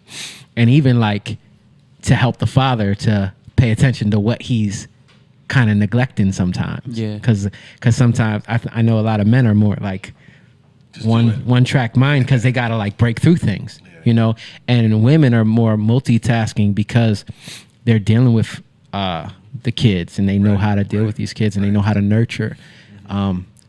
And that's like you're literally mothering a generation in a sense.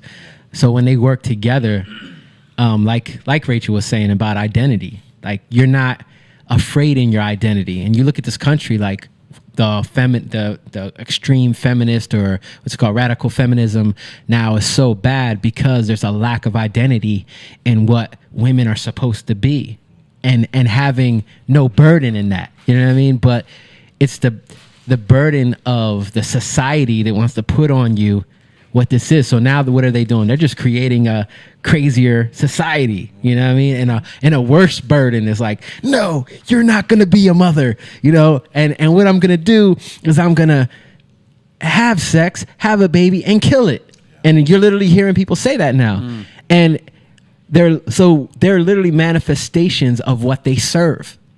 You know what I mean? And proud of it. Like, it was subtle before. Now it's in your face. Right. You know, so it becomes more overt in what they're serving. It's crazy. It blows your mind how, and not just that, like, you see like with racism too, because it hasn't been dealt with, how much more it's in your face. You know, you can't push stuff under the rug. You have to deal with things. And I think on the man's standpoint, that's more of a man's thing, the racism thing, you know, because it's about clashing of cultures. You know, when you think of racism, it's literally about culture. And if you don't deal with the things that have gotten in to keep you separated, which is what? It's literally the traditions of men, right? Mm-hmm. If you don't deal with those things and you don't have breakthrough, that means somebody has to break into another person's culture unafraid because of loving somebody, you know what I mean? And that's the thing that brings people together and creates a new culture. It's not that you want to destroy anybody's culture. It's that you want to mingle. That's what this country was based off of. You know what I mean? It's about coming together in culture and doing away with the things that we realize we don't need anymore. Yeah. You know?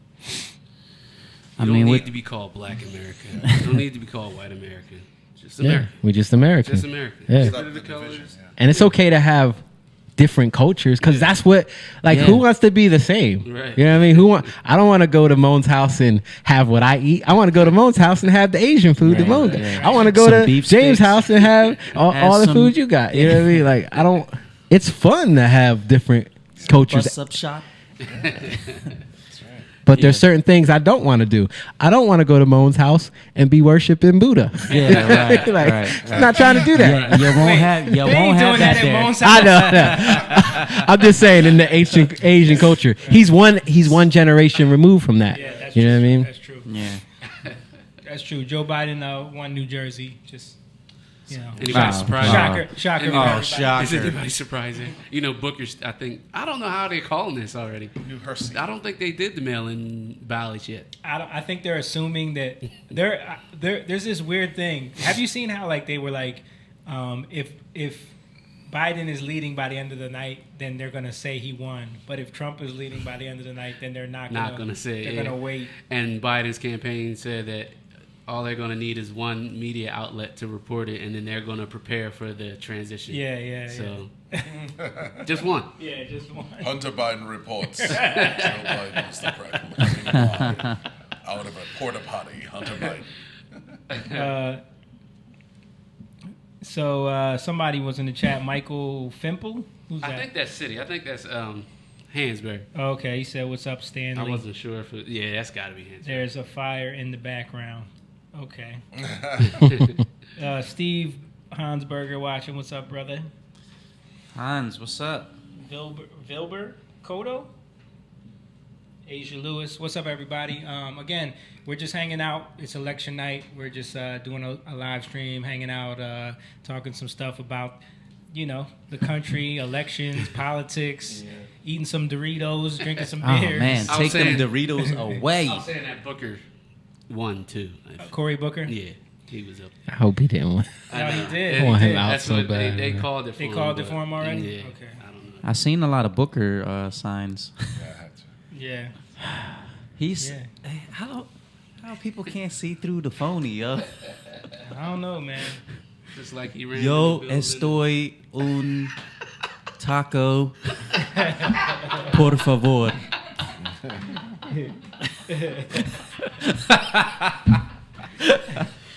That's Booker's Spanish. That's Booker's Spanish. Trying. Sounds like he's reading the ingredients of a box. Yeah, we're playing. I'm making rice, honey. Playing Despacito. Oh, that was Biden. That's another thing too. A lot of UFC fighters have come out and supported Trump too. Yeah. Yeah, what was the dude, Spanish dude? Jorge Masvidal. Yeah. Oh yeah. He was like, you ain't gonna be playing Despacito thinking that we gonna vote for you. Right. Yeah. What are y'all doing for Thanksgiving, man? Giving thanks. I'm hanging out with Giving you. Yeah. What we doing, y'all? What we doing? Right. Albeit, You know, I got my brother. I'm looking and forward to it. Yeah, I'm me looking too, for man. this holiday. I'm looking forward to. they're trying to restrict what we can do. Oh, that's they're what I already said. doing that in PA. Are In they? Philly. You guys aren't allowed to get together for Thanksgiving. no more than Are you 2 serious? Yeah. families, right? Who you think's listening to that? Come on, Thanksgiving Even- and Christmas. Listen, Even the scarediest of the scaredies are gonna We get got a together. solution. Family. Some we people got are a solution scaredies. for that. What? The week before. The week before. They haven't thought that far ahead.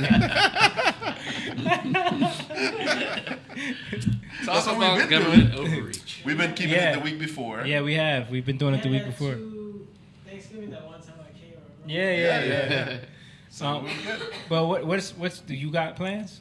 I haven't made any plans. No, not yet. So what? On a week before you doing it? No, we're gonna do it Thanksgiving. Okay. You know I cook at I know you cook at 6 8:00 in the morning. Have food by like 10:30, 11. Won't be eating Thanksgiving dinner in the morning. He treats Thanksgiving like a rib barbecue contest. He's up at like 2 in the morning cutting wood. We ain't doing that here, Mo. Yeah. I'm looking forward to this holiday season, not because of the season, but because I think us as believers, we need to be around our family, love one another. Yeah, and that's right. just celebrate. Look, man, nobody have a good time. Yeah, just no divisiveness. Yeah, no divisiveness. Let's just love one another. Let's just break bread. Yeah, share one another. Be Celebrate thankful. life. Yeah, you know, God. I'm looking forward to that. Like, I just wanna, you know what I mean? Right. You know, that's what I'm looking forward to most. This Thanksgiving was what 200 years from. Oh no, I'm 200 years, 400 years from. You got your numbers all wrong. Get him, Jake. Get him. 400 years from Plymouth Rock, right? Yeah. Yeah. Well, yeah. 400 next year for actual Thanksgiving, but. Oh, okay. But yeah, Plymouth Rock. You having a Spanish Thanksgiving or a traditional American? I don't know what we're having. I know it's something up his sleeve. He's Dude, I haven't even thought about Thanksgiving. These dudes influenced me so much. Like, it's been like probably 6 years in a row. I always make a pork shoulder and a turkey. My mom loves the pork so much that she forces me to that make Puerto it. Rican pork shoulder, man. That thing is good. Yeah. Yeah, I'm gonna fry turkey probably. Yes. As always. I'll be eating turkey at your house the next day. When the turkey fell on the ground. That was last year. Was it last year? That was last year. My impression of Jamie. Everybody.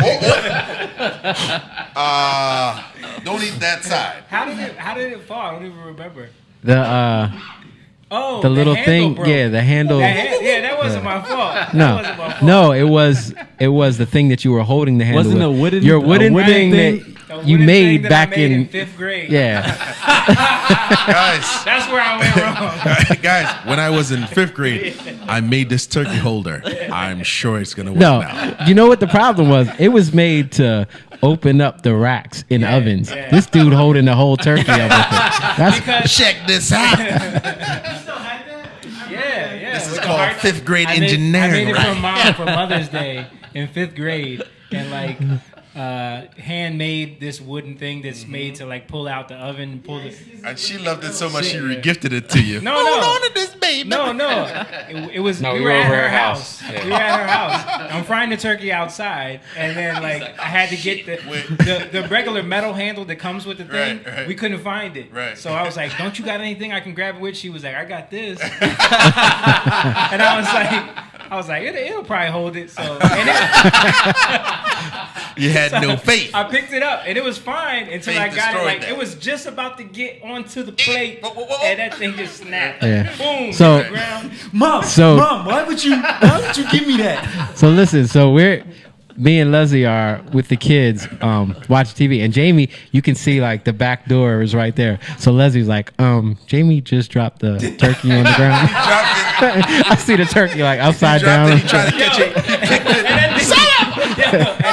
Yo, think about it. It just came out of the grease. Yeah, so that so it's thing hot. was piping hot. Right? I didn't touch it. I picked up the thing because Right. the little drainer. Right. And once I'm putting it into the thing, and the plate was on the table. Oh, so God. when it snapped, it hit the edge of the table and flipped over and like rolled a little bit. Right. It rolled.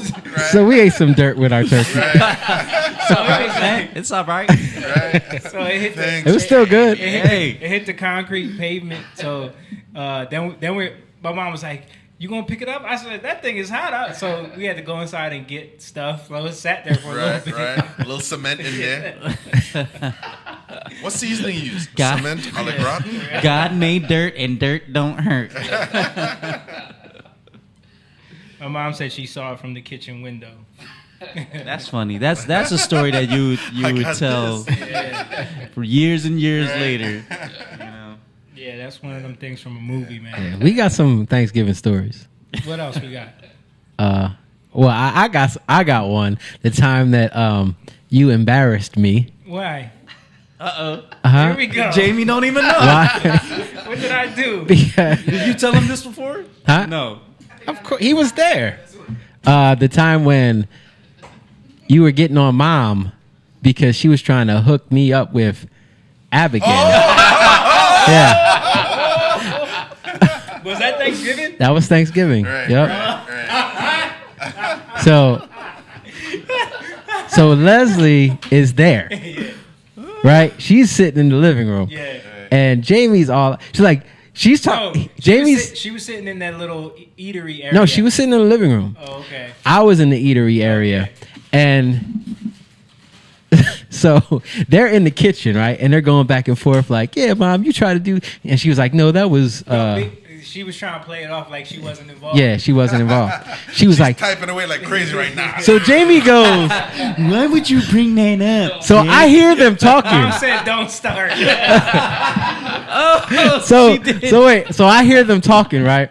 And Leslie's over there, so I know if she hears like my mom is trying to, you know what I mean, she's gonna Wait, be y'all was upset. broke up at the time.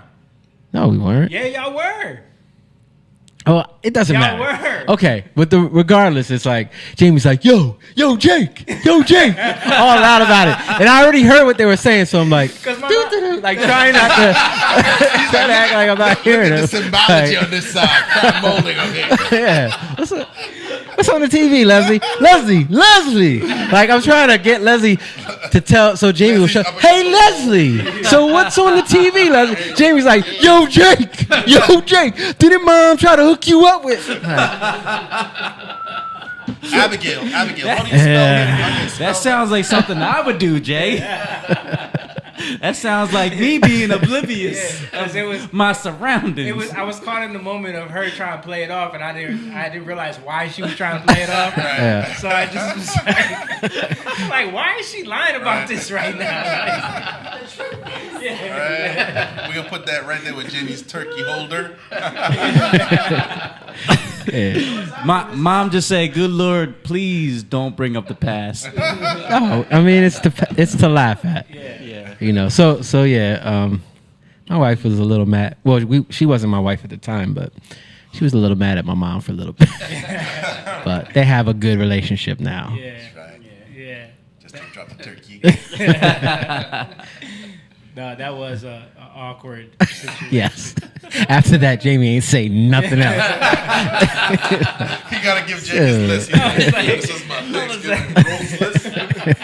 Preface that. It's like, well, it's been nice seeing everybody. I think I'm gonna hit the old dusty trail. Your Thanksgiving speech. Thank everyone and good greetings to you. Jake, I like your sweater.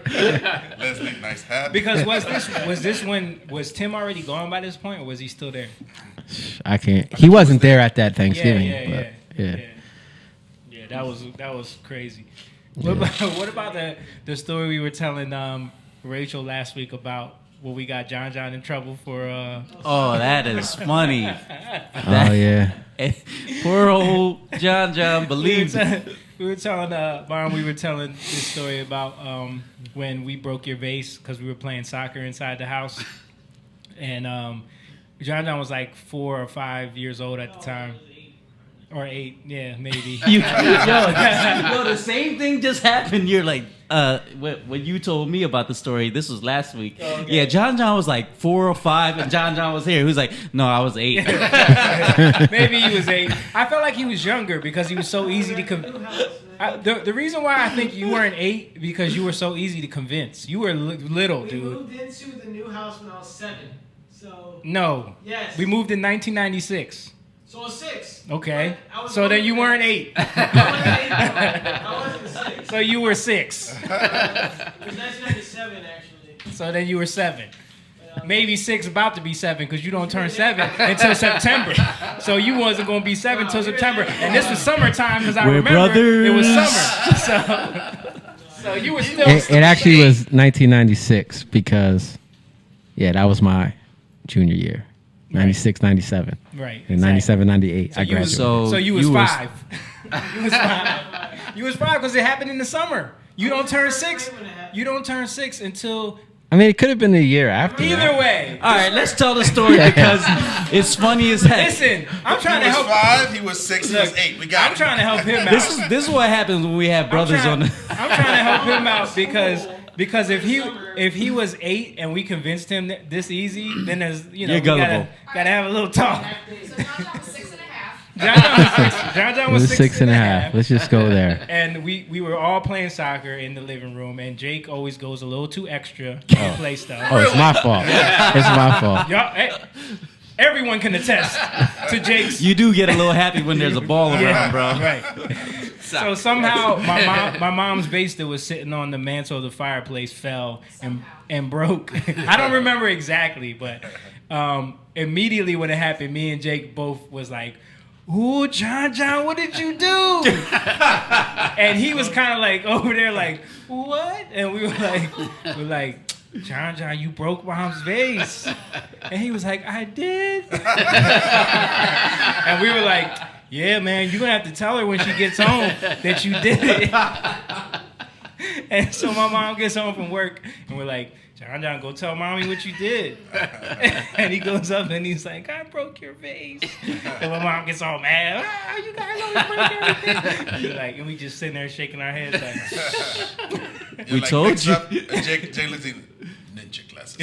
Now, this is way after ninja class. But we did it because we knew my mom never got mad at him like she got mad at us. So that was past. Now I'm gonna punch your teeth yeah, down right. your throat. There was no more knock your teeth down your throat at that age. Especially not for him. That was my mom's favorite phrase. She used to say that. She said that to you? Yeah, she hit me in the mouth once. My tooth was loose. She was like, "I'm gonna get that tooth. I'm gonna punch you in the face." And I started running around like juking out. She had a towel on her hand and she just got it. Oh, because she wanted to get your tooth out. Okay. She did beat me like that. She would get the broom. She keeps on saying, "Oh my Lord." Pull sticks. Any good kid had their hide tanned a few times. Yeah. That's how it goes. Yeah, we all have passed. She got me in front of Sean Ely and Tully once they were cracking up. Laughing so hard. She said, "Tell the story about your appendix." Nope. She always wanted to go into that story about the appendix. Everyone's heard that story. Yeah, you just told it on Freddie made me Freddie's. tell that on his podcast 2 weeks ago. I'm like, yeah, I'm not telling that story. All right. All right, so. Okay, so Trump's winning right now. What's the Is he? 54%. I'm looking right here on real. Yeah, I see on Real Clear Politics 131 to 107. They're looking at the Electoral College. You're looking at the voter percentage, Jake. Oh, okay. Yeah, Electoral College right now. It says 131 to 107. Oh, yeah. Okay. But I mean, you're looking at Not a lot. We still don't have Texas, Florida, Georgia, North Carolina. PA. Virginia actually got called back. They called Virginia. PA is red right now for the first time like ever. Like it's leaning red. PA? PA's leaning red. I told you he got a quarter of Philadelphia. And Virginia they called it blue, but then they turned it back. they had it called already for Biden, Virginia. Yeah. But now they brought it back. He was doing real good in Florida. Yeah. Florida got called for. Yeah, Florida got called. It's not showing that. No, on it's here. not showing up though. But he's doing good Let's in see Florida. what it says. 56 to 41 in Virginia, but Virginia got called blue. Yeah, Florida's showing 51 to 47 Trump right now.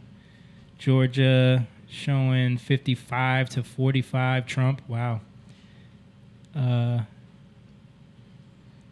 That was the guy who said Northam, right? We'll have the baby and then we'll that's have a discussion. West Virginia, right? That was West Virginia. Yeah. Well, I think it was Virginia. They'll have Was a it Virginia? discussion. I thought it was West. Yeah, I think that was Virginia. Yeah.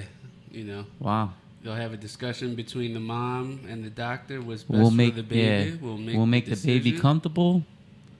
Oh yeah. Yeah, Virginia. To murder or not. Virginia is 53 After to you have the 45 baby. Trump right now.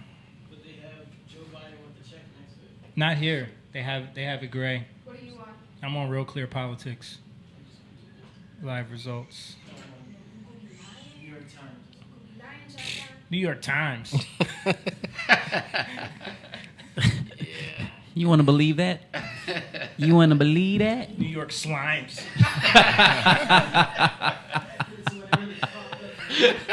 I like that. The New York Slimes. We're getting flagged for this. One more Biden to go. Did you see that article I was reading from Daily Mail? Yeah. Some Facebook group called Women for Trump in New Jersey had like 30,000 members. Got deleted from Facebook. Oh, Really? Yeah, for no reason. Like they've been purging all of these Yeah. pro-Trump groups and pages. It's hard. Anomaly man. too. Yeah. Yeah, Well, he they- got demonetized. He didn't get deleted though. But they took all his money Yeah, and yeah. stuff like that. He had a bunch of money. Yo, like, but they racked up in that star system. dude, dude, they didn't even give him a reason. Yeah. Why they did Wow.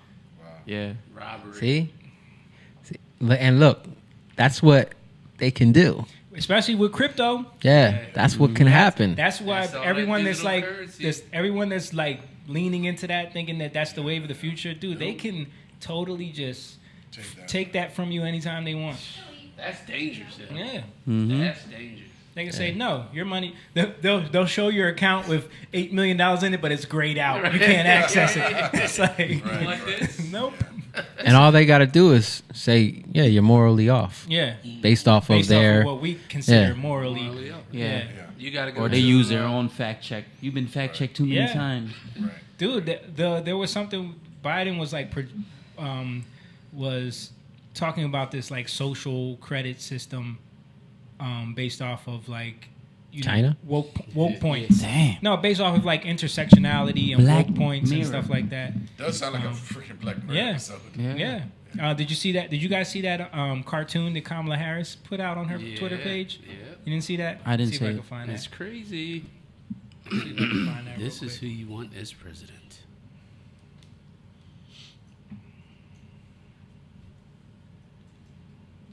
Is it Kamala or Kamala? It's Kamala. Kamala? Well, Kamala. It looks like weed's Kamala. gonna be legalized in New Jersey. Oh yeah, that Yeah? was on the ballot. Oh yeah, there was a yes or no I put part it of it.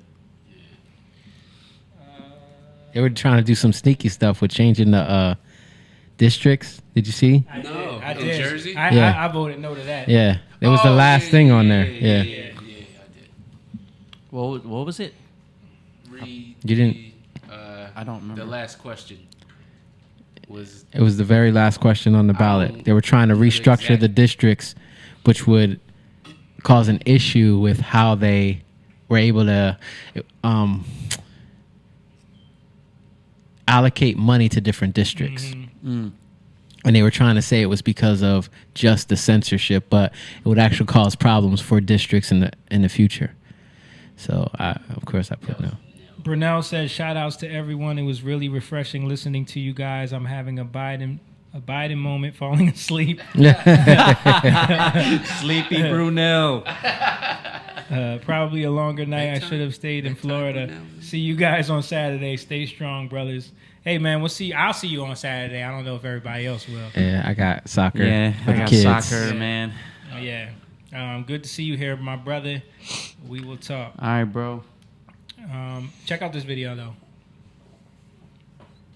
So there's a big difference between equality and equity. Equality suggests, oh, everyone should get the same amount. The problem with that, not everybody's starting out from the same place.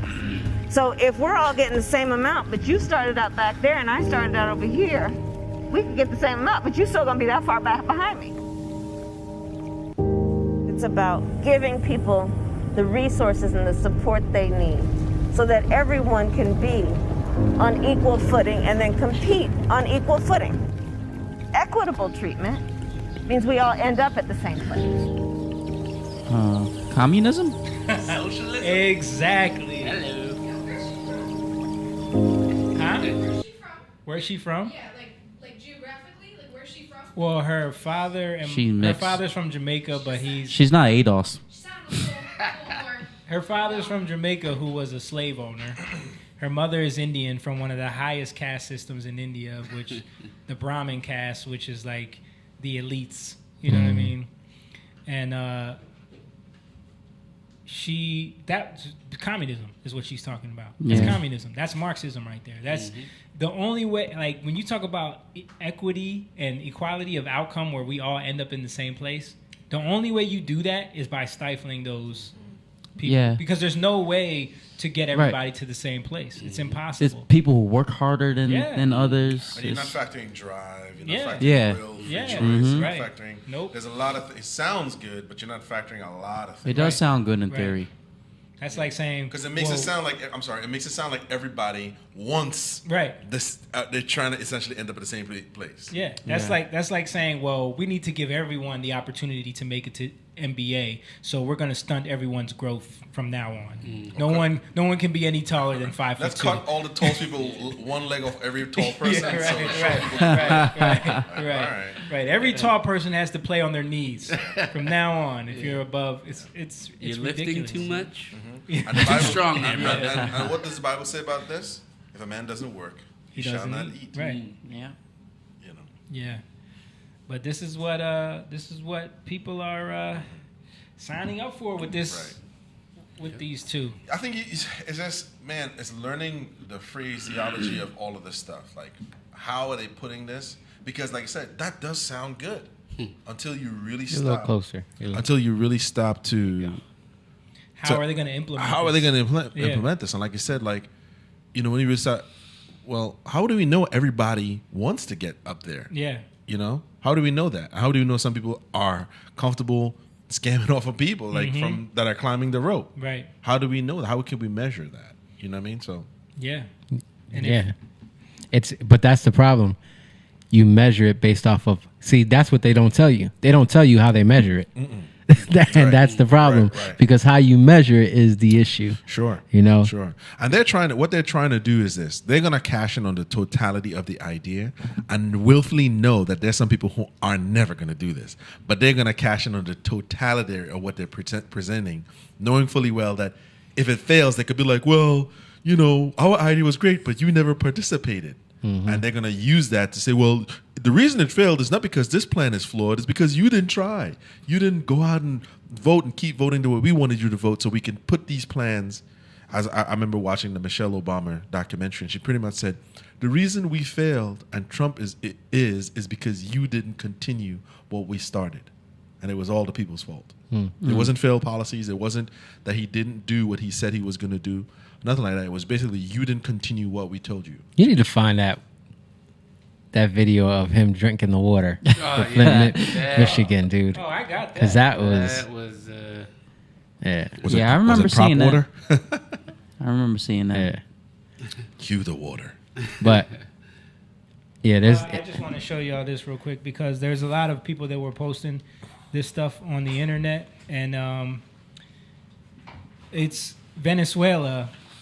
Like after, like when you buy into this idea of this communist system, and then it becomes so unsustainable that it tanks your economy, that they're finding bins and bins of trash with money in them because money becomes useless. Useless, yeah. People have millions and millions of Venezuelan dollars that are just trash. Yep. It's literally trash. Yeah. Paper. It's paper. It's paper.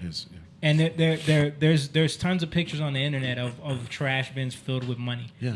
Because that's what it leads to. Damn, that means And nothing. here's a crazy thing, right? Venezuela has one of the richest oil reserves. Right. Yeah. So it's not like they're poor because they have absolutely nothing. It's just a system that they've chosen led them to this path. Yeah. And it's pretty words like that. Policies matter. They were thriving. Yeah. Bro, they were at the literally top. They were at the They top. literally share the same oil vein that Trinidad has. They're on the same thing. And they have more of it than Trinidad.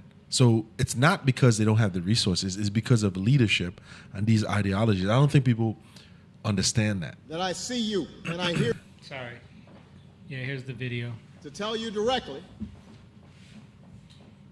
that I see you and I hear you. This is basically Obama going to Flint, Michigan, when they were all complaining and talking about how devastating this was with the water supply, and they sent this dude there to shut Years them later. up.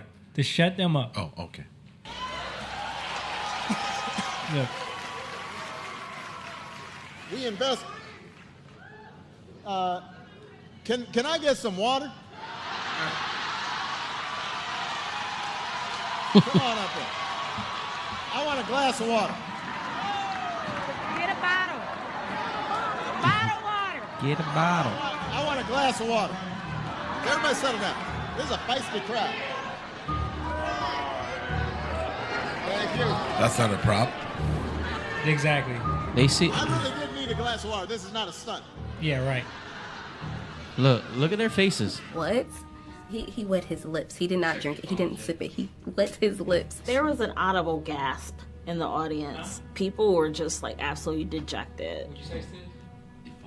Why would you do that? I am sure that somewhere when I was 2 years old, I was taking a chip of paint, tasting it, and I got some lead. Yeah, that's like talking about like, well, I didn't wear a seatbelt and I'm fine. It's like, but there were tons of people that died.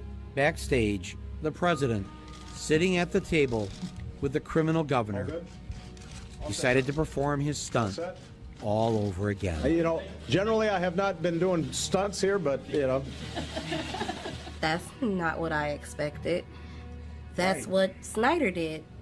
It felt like he minimized like what people were actually going through and struggling with. If you were actually lead poisoned, you would not be president. You would be janitor Barack Obama.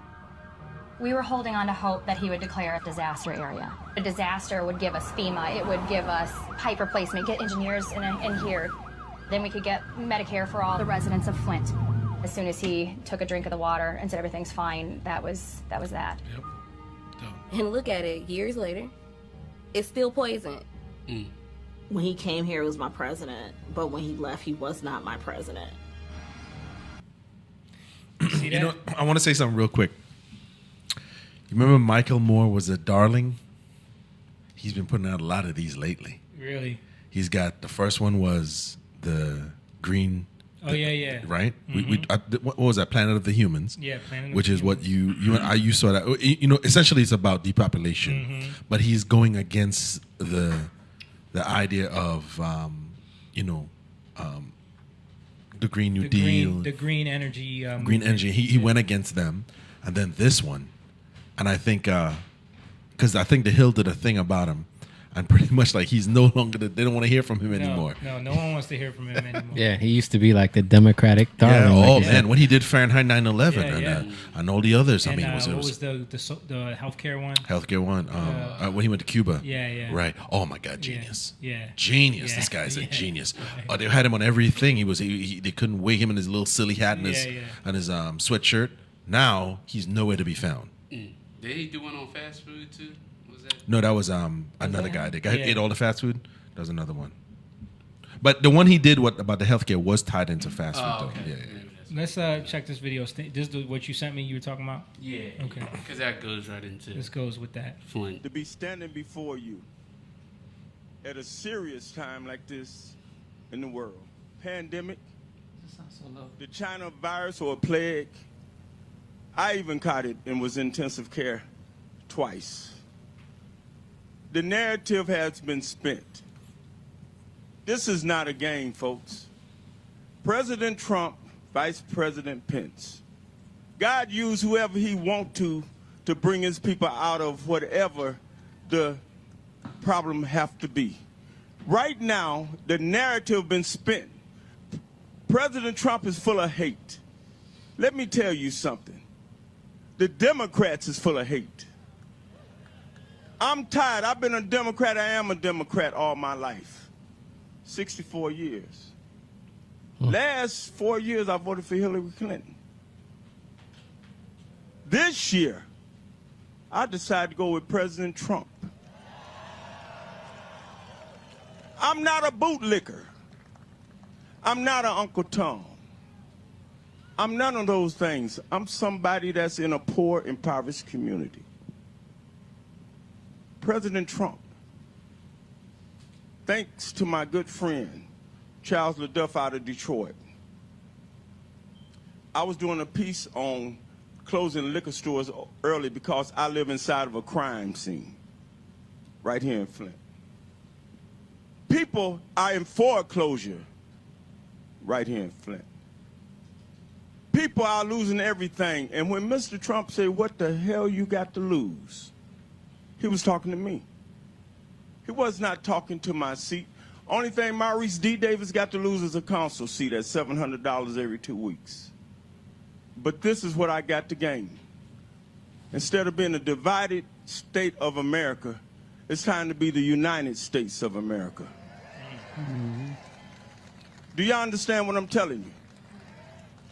I don't want to hear fault here without seeing cast the first stone.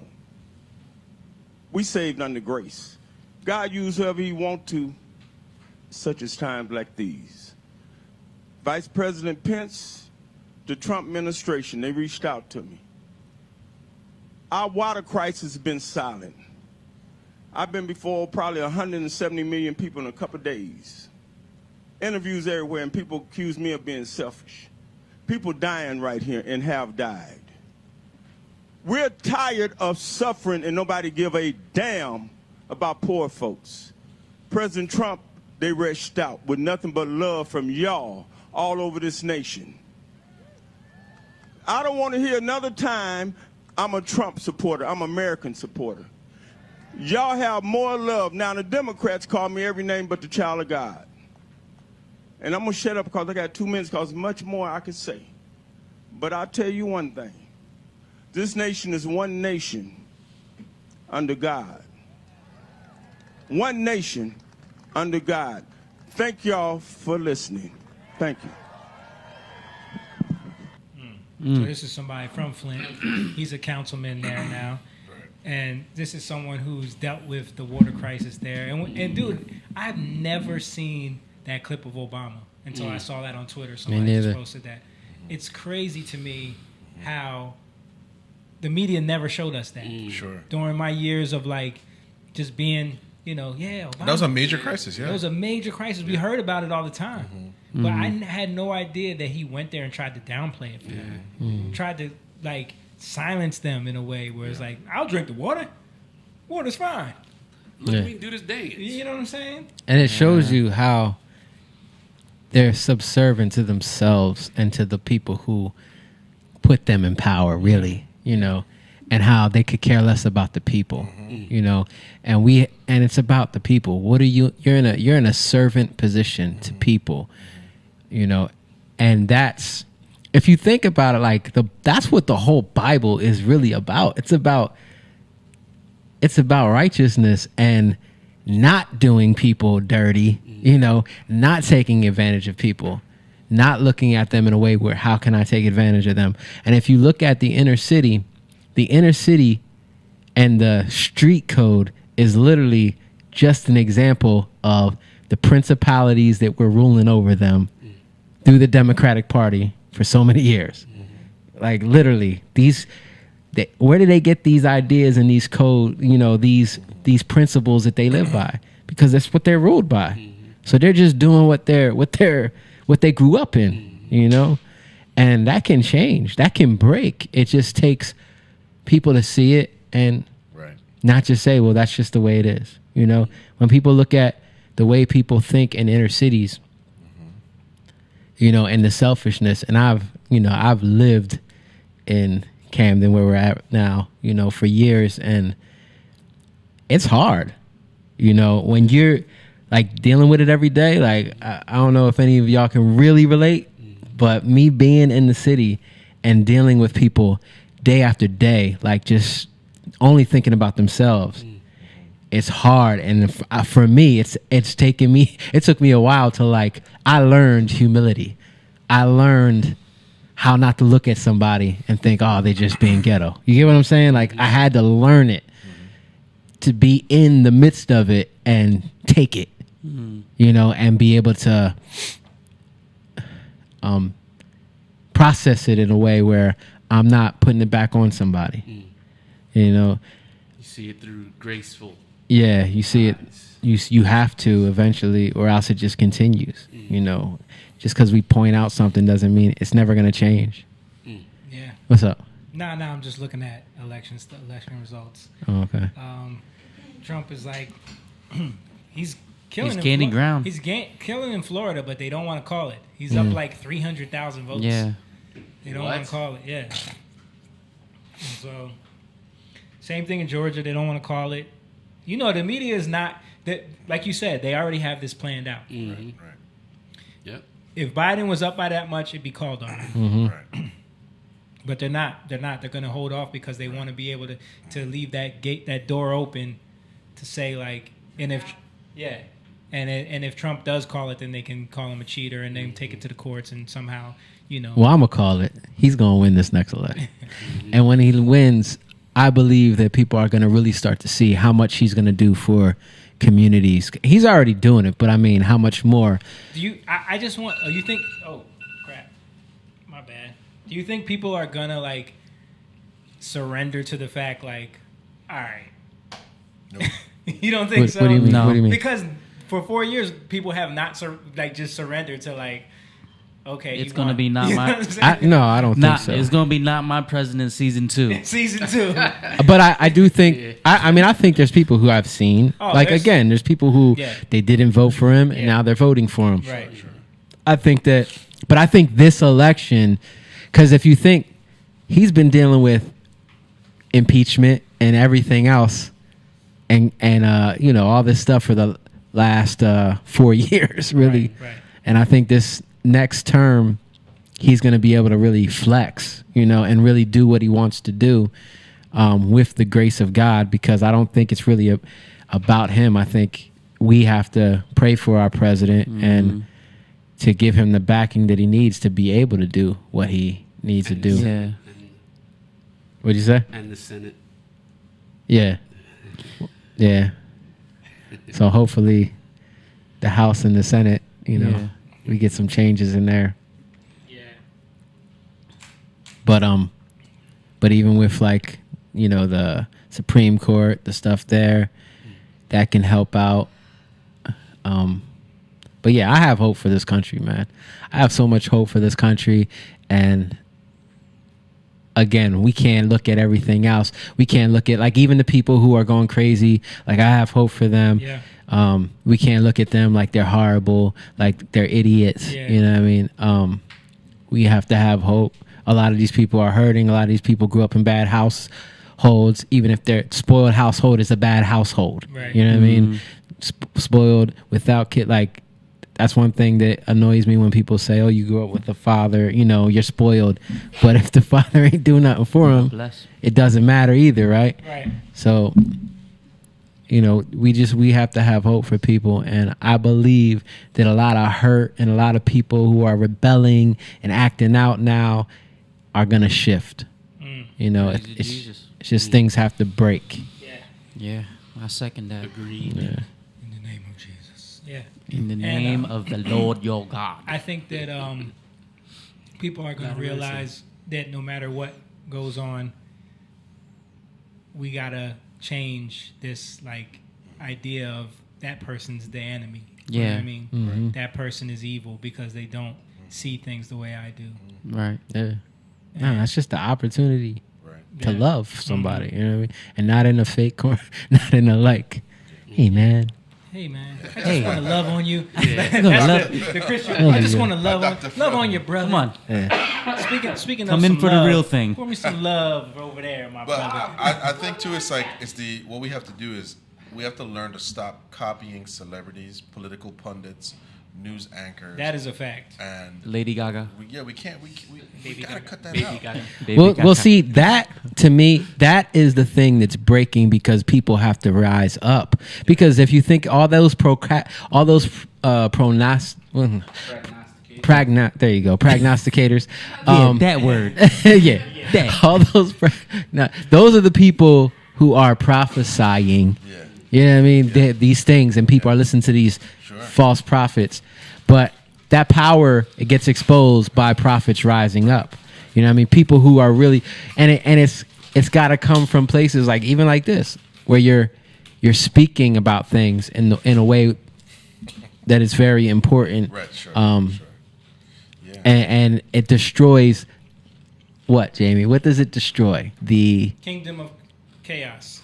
And I was saying the magic or the wizardry, the spell. Yeah.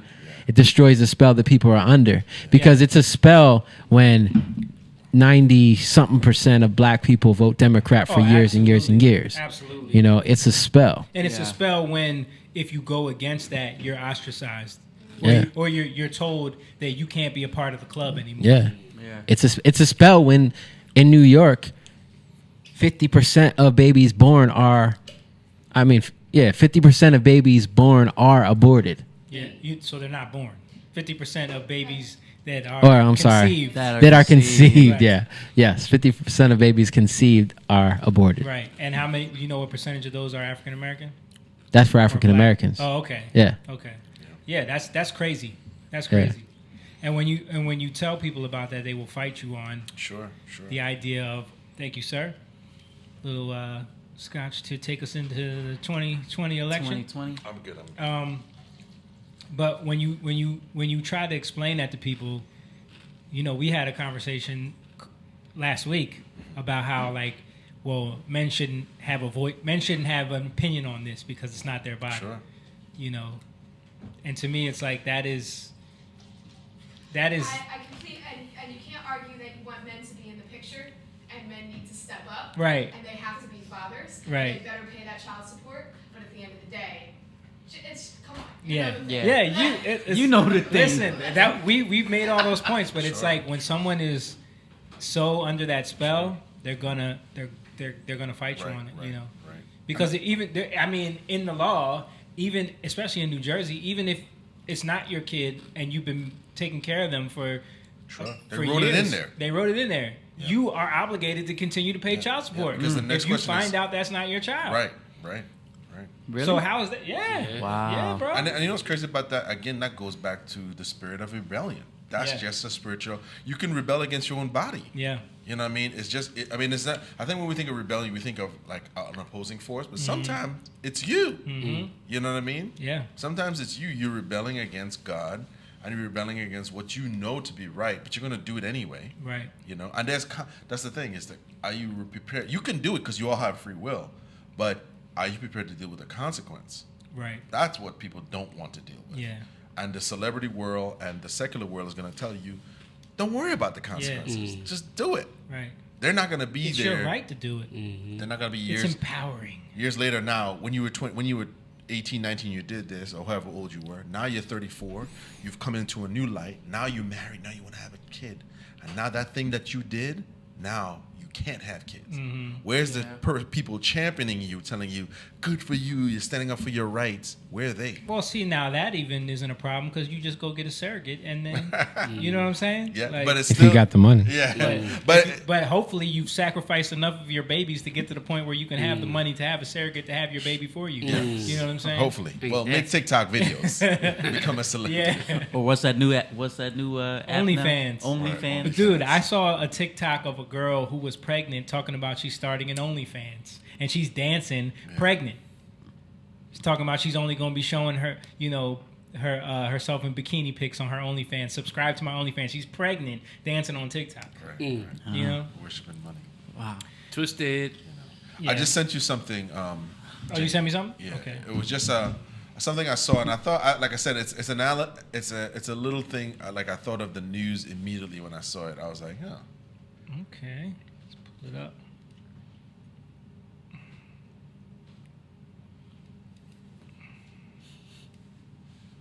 You know. It's a little cartoon. Yeah. What can we do to stop living in fear? Turn off the TV. Yeah. Dude. Yeah. You know what's crazy? It's like when you go to parts of the country where they're more isolated. Sure. They don't really watch TV. Sure. Their neighbors are far away. They have their own food supplies. They're like, there's a pandemic. Right. You know what I'm saying? Right. They're like, what? You know what I mean? Like, I almost forget, like, even because I don't watch a lot of TV. If you're not tuned in, if you're not forget. constantly bombarded, you know, you the fear is not there. So many times, dude, like even being in DC, like, of course at the rally, nobody had on masks. But then when I like go to the different, like I went to see Supreme Court and like people got on masks and then they're looking at you and I'm like, why are they looking at me like that? Because you ain't got on a mask. They're looking at you because they want to shame you. Shame. We're outside. We're outside and they want you to wear a mask. You know what I mean? Yeah, bro. And these are the same people cursing. Yeah. You know, saying F you. You know. Because they want you to be in fear like them. Yeah. They want you to be a slave like them. But look at that principle. That's principality. You know what I mean? That's principle. Like, this is the principle of a thing. Yeah. That's their moral, you know, things that they hold on to that isn't really, it's not real. Yeah. You know? The news will give you the ideology and the people will police you. Mhm. You know what I mean? That's what they're hoping for. Yeah, that's what they're hoping Yeah. for. Hoping Yeah. for, yeah. Tell on you. Yeah. You know what I mean? It's what, we were talking today about the social dilemma and Tristan. What's his name again? Tristan Harris. Tristan Harris. Okay. So y'all see the social dilemma yet on Netflix? Right. It's the movie. It's a documentary about Facebook. The way they designed it and the algorithm behind it, and how like a lot of the people that were the ones who engineered this thing, the guy who engineered the like button, the guy who engineered the algorithm to make you addicted to it, like they're on there talking about how they don't even let their kids use it, and they know that it's ruining our society, and they're like regret ever making this thing. You know what I mean? Yes. Like the one thing he said, do you know the guy that created Lunchables don't let his kids? Yeah. He said, I would never let my kids eat Lunchables. Right. That's how you know it's bad. Right. So when these people are saying that, like, hey, we created these things and we knew the psychological effect of what it would do by putting the like button, we could see, wow. Right. You know what I mean? The euphoric or the endorphins that's released. Yeah. But we're not going to tell you that. Right. You know what I mean? But one thing interesting was, is it Thailand or Vietnam? I think it was Vietnam. They have a system where instead of getting two political parties to get on and talk about things they hate about each other, they have to find things that they like about each other and force them to. Yes, you can't smear. Yo, can you think of like the dumbest? They're like, well, the Republicans have great shoe selection, and their policies are good for dumb people. it's like you trying to get around smearing them. Like. Right.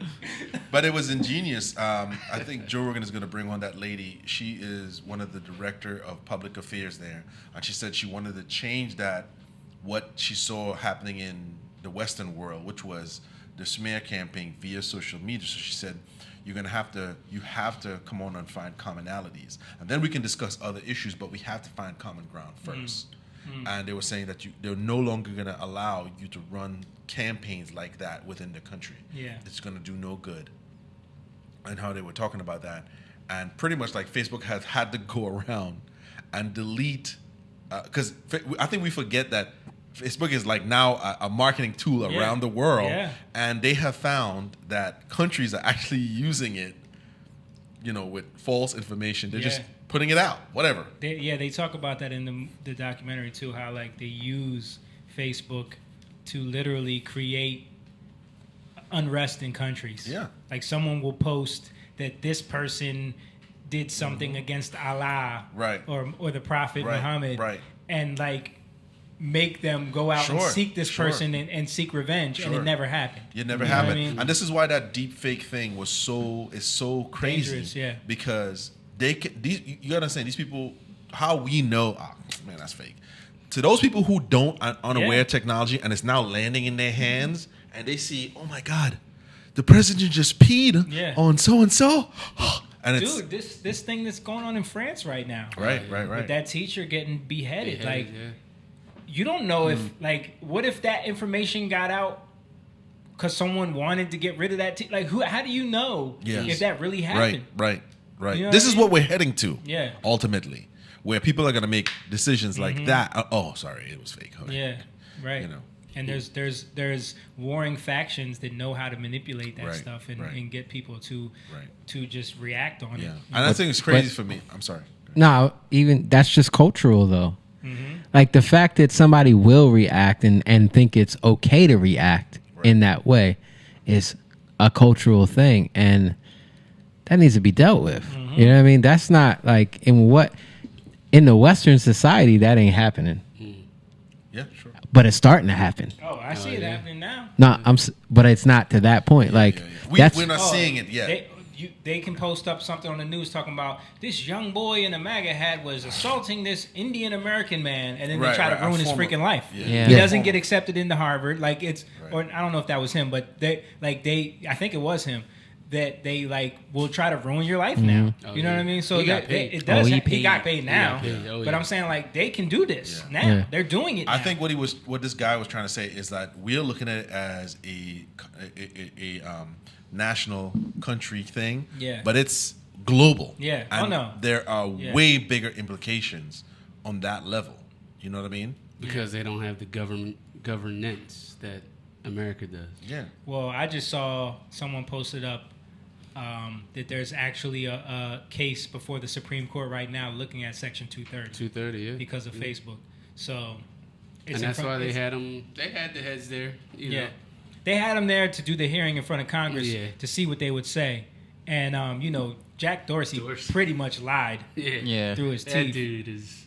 And but even when they were pressing him, his answers were really nonsensical. Yeah. So. Yeah, I mean it's clear. Anybody who has two eyes knows that. So going forward, how should people use social media within? I think you should stay off of it, man. Yeah. Honestly, I think there's nothing good that comes from it. Right. Unless you need to contact somebody. I think find somebody. I think it's good for certain things. Yeah. But. There's some good. How do we be circumspect to guard ourselves from these traps? Because it's a good way to stay in community. That's what they did good. Yeah, I found they perfected that. I found that I had family in Australia. Yeah, that aspect of it. New Zealand. Yeah. But I think stay off your news feed. Sure. Yeah. Stay off of just scrolling. When you find yourself just scrolling through content, the algorithm. Every time you flick your the dude was talking about that. Every time you flick your finger, it's saying something. It tells the algorithm something. Yeah. And if you stay on it long enough, it says Jamie likes this. Jamie likes car crashes. It will map out how long you watch the video. Right. And put that in its database. And that's what's shocking to me. So it curates content for you specifically to keep you, because their goal is to keep you. He was saying that they're not competing for your time on Twitter. They're competing for your time, period. They're not competing. Facebook's not competing against Twitter. Right. Facebook is competing against life. Right. And so they want you to be on there all day. Right. And they're gonna craft the narrative that they see you liking. Yeah. They're gonna craft that so the way you want to see the world right. is exactly the way they're gonna craft it for you. That's what's scary about that. Is in a way, if you go looking for anti-Trump stuff, anti-Biden, anti-this, it's not hard to find that. You know what I mean? And it's gonna take you down other rabbit holes, right? And just keep sending you that, and then the next thing you know, you're Earth. full-fledged QAnon. You know what I mean? Yeah, sure. Putting together that lady with that lady with the mathematical equation, the witch. That reminded me of some of the QAnon breakdowns of Trump's tweets, where it's well, the fifth letter of every word equals 45, which that means at that 10:57. Yeah, right. .22222. And you know what's shocking about that is that it's really shocking to know that it is a 10-year experiment. You know. Yeah. The medium of social media is really young. It's young. But look at what it's the first worldwide social experiment. Yeah. It's creating extremists on both sides. Sure. Yeah. But that's what I think. I'm sorry, go ahead. No, good. No, I was gonna say, listening to that, I was like, man, wow, like Joe Rogan said, you got idiots on Twitter just throwing mud. Yeah. And it doesn't even matter. There's no. That's you. He was addicted to it for a while. Yeah. So he like put those fail safes on his phone so he doesn't open Twitter because I've noticed it. Like when I go in there to look for content, you can want to get drawn into like I've done a good job of like setting up that wall in my mind where it's like, all right, don't engage with any of this. Just find shit just and that you need. But like you can be pulled into. Let me address this. Yeah, you know what I'm saying? My cousin in Trinidad that lives in a village, square her away and nail some wood. They want to draw you in the fight. Sure. They want to draw you in. That's all it is, man. Yeah. That's what it is. Yeah, I think that's what it is. I mean, come tomorrow, whenever they announce this thing, is let's continue to give our hearts and to God and let Him handle everything. Yeah. We're not gonna be on their warriors and the keyboard. Right. You're still gonna have to go home to your daughter and make sure she grows up right. You got your son. You got your kids. You got your kids. I got mine. Yeah. And we're all in this together as a family. Yeah. That's what we need to be concerned with. Yeah. Like, it matters, what direction the country goes in, but we have to constantly be in one mind, agreeing that the country is gonna go the direction it needs to go. We care, but we're not gonna solve anything that way. Right. You know what I mean? Right. Yeah. We have to take back the places that we've given up control to. Yeah. Because we've been on social media looking up some dumb cop thing, you know what I mean? Like we were talking about that the other day about how everybody was getting into like watching all the dramatic cop videos, and then it got worse and worse. Yeah. But we have to engage in life, and we have to engage in what's in our communities. Yeah. And it starts in the home. Yeah. But I was Pennsauken, where I live.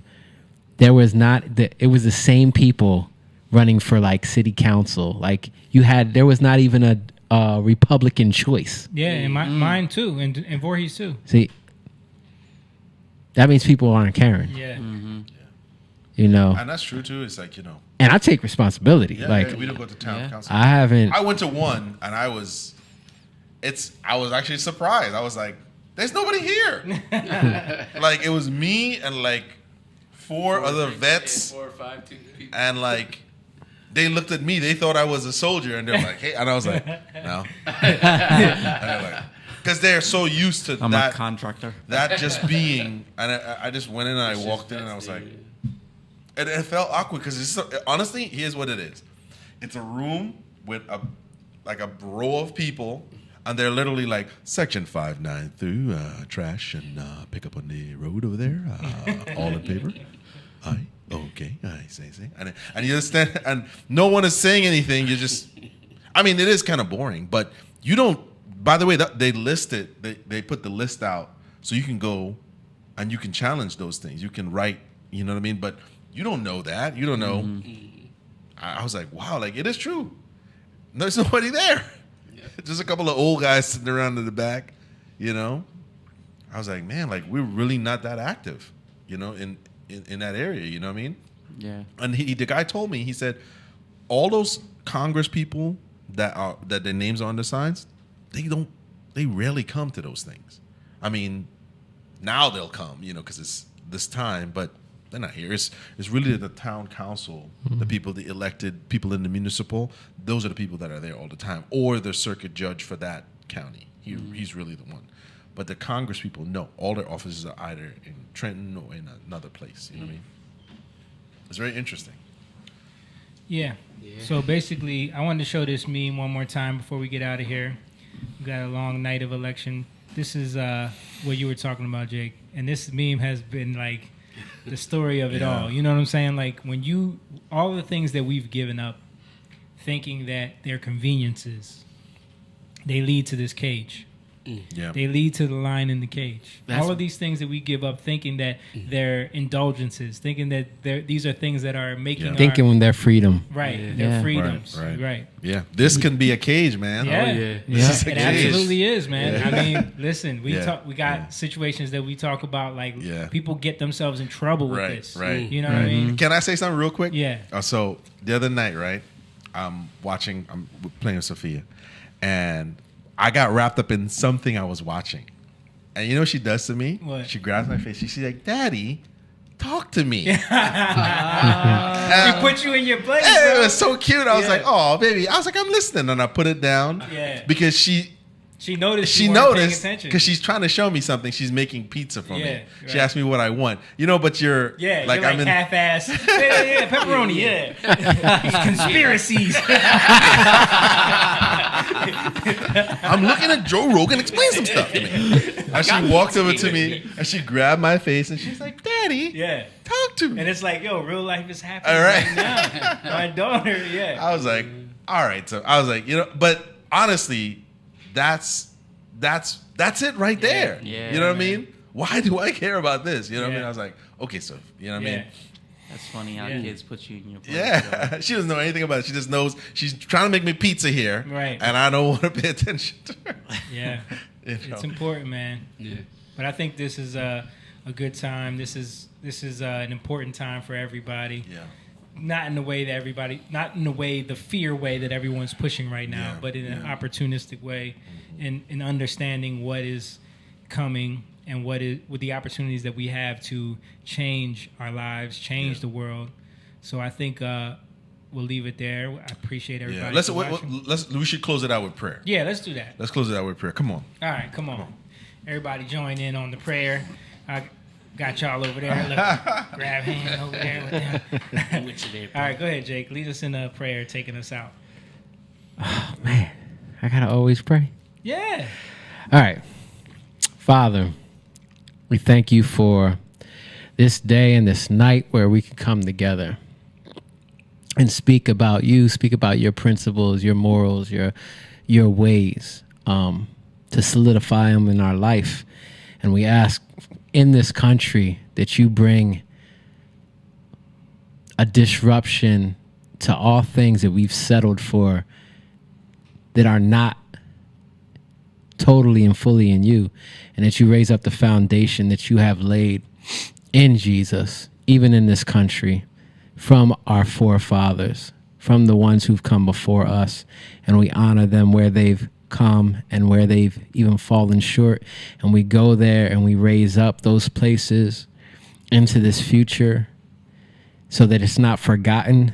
We remember those places where you spoke, where you came along with them, and we bring it into the future, into the present, so that it can become our future, that our kids will be raised up in it, that our kids can take it further, that it's not something that is forgotten about, dishonored,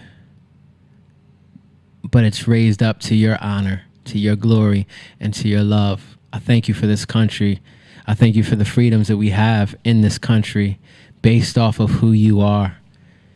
And we just ask that you continue to show us where we're lacking so that we can fulfill the calling that you've put on our lives. In Jesus' name, amen. Amen, man. All right. Hey, that was beautiful. All right, guys. Everybody who's watching, who hung out with us, we appreciate you. Anyone who catches this on the replay, hope the world didn't end. Nah, I'm just joking. We'll see you guys next week. Make sure you like, comment, share, subscribe, share, do all that. You can go to patreon.com and become a member if you want to. Our music is available on Jatan.com and merch. A lot of new music coming soon. We've been working on some great music. The guys been giving us, we're really excited about. But yeah, we'll see you guys next week. We're out of here. Young lion, go live, yeah. Young lion, you rich, yeah. This kingdom has room, yeah. Go and fight people in, woo.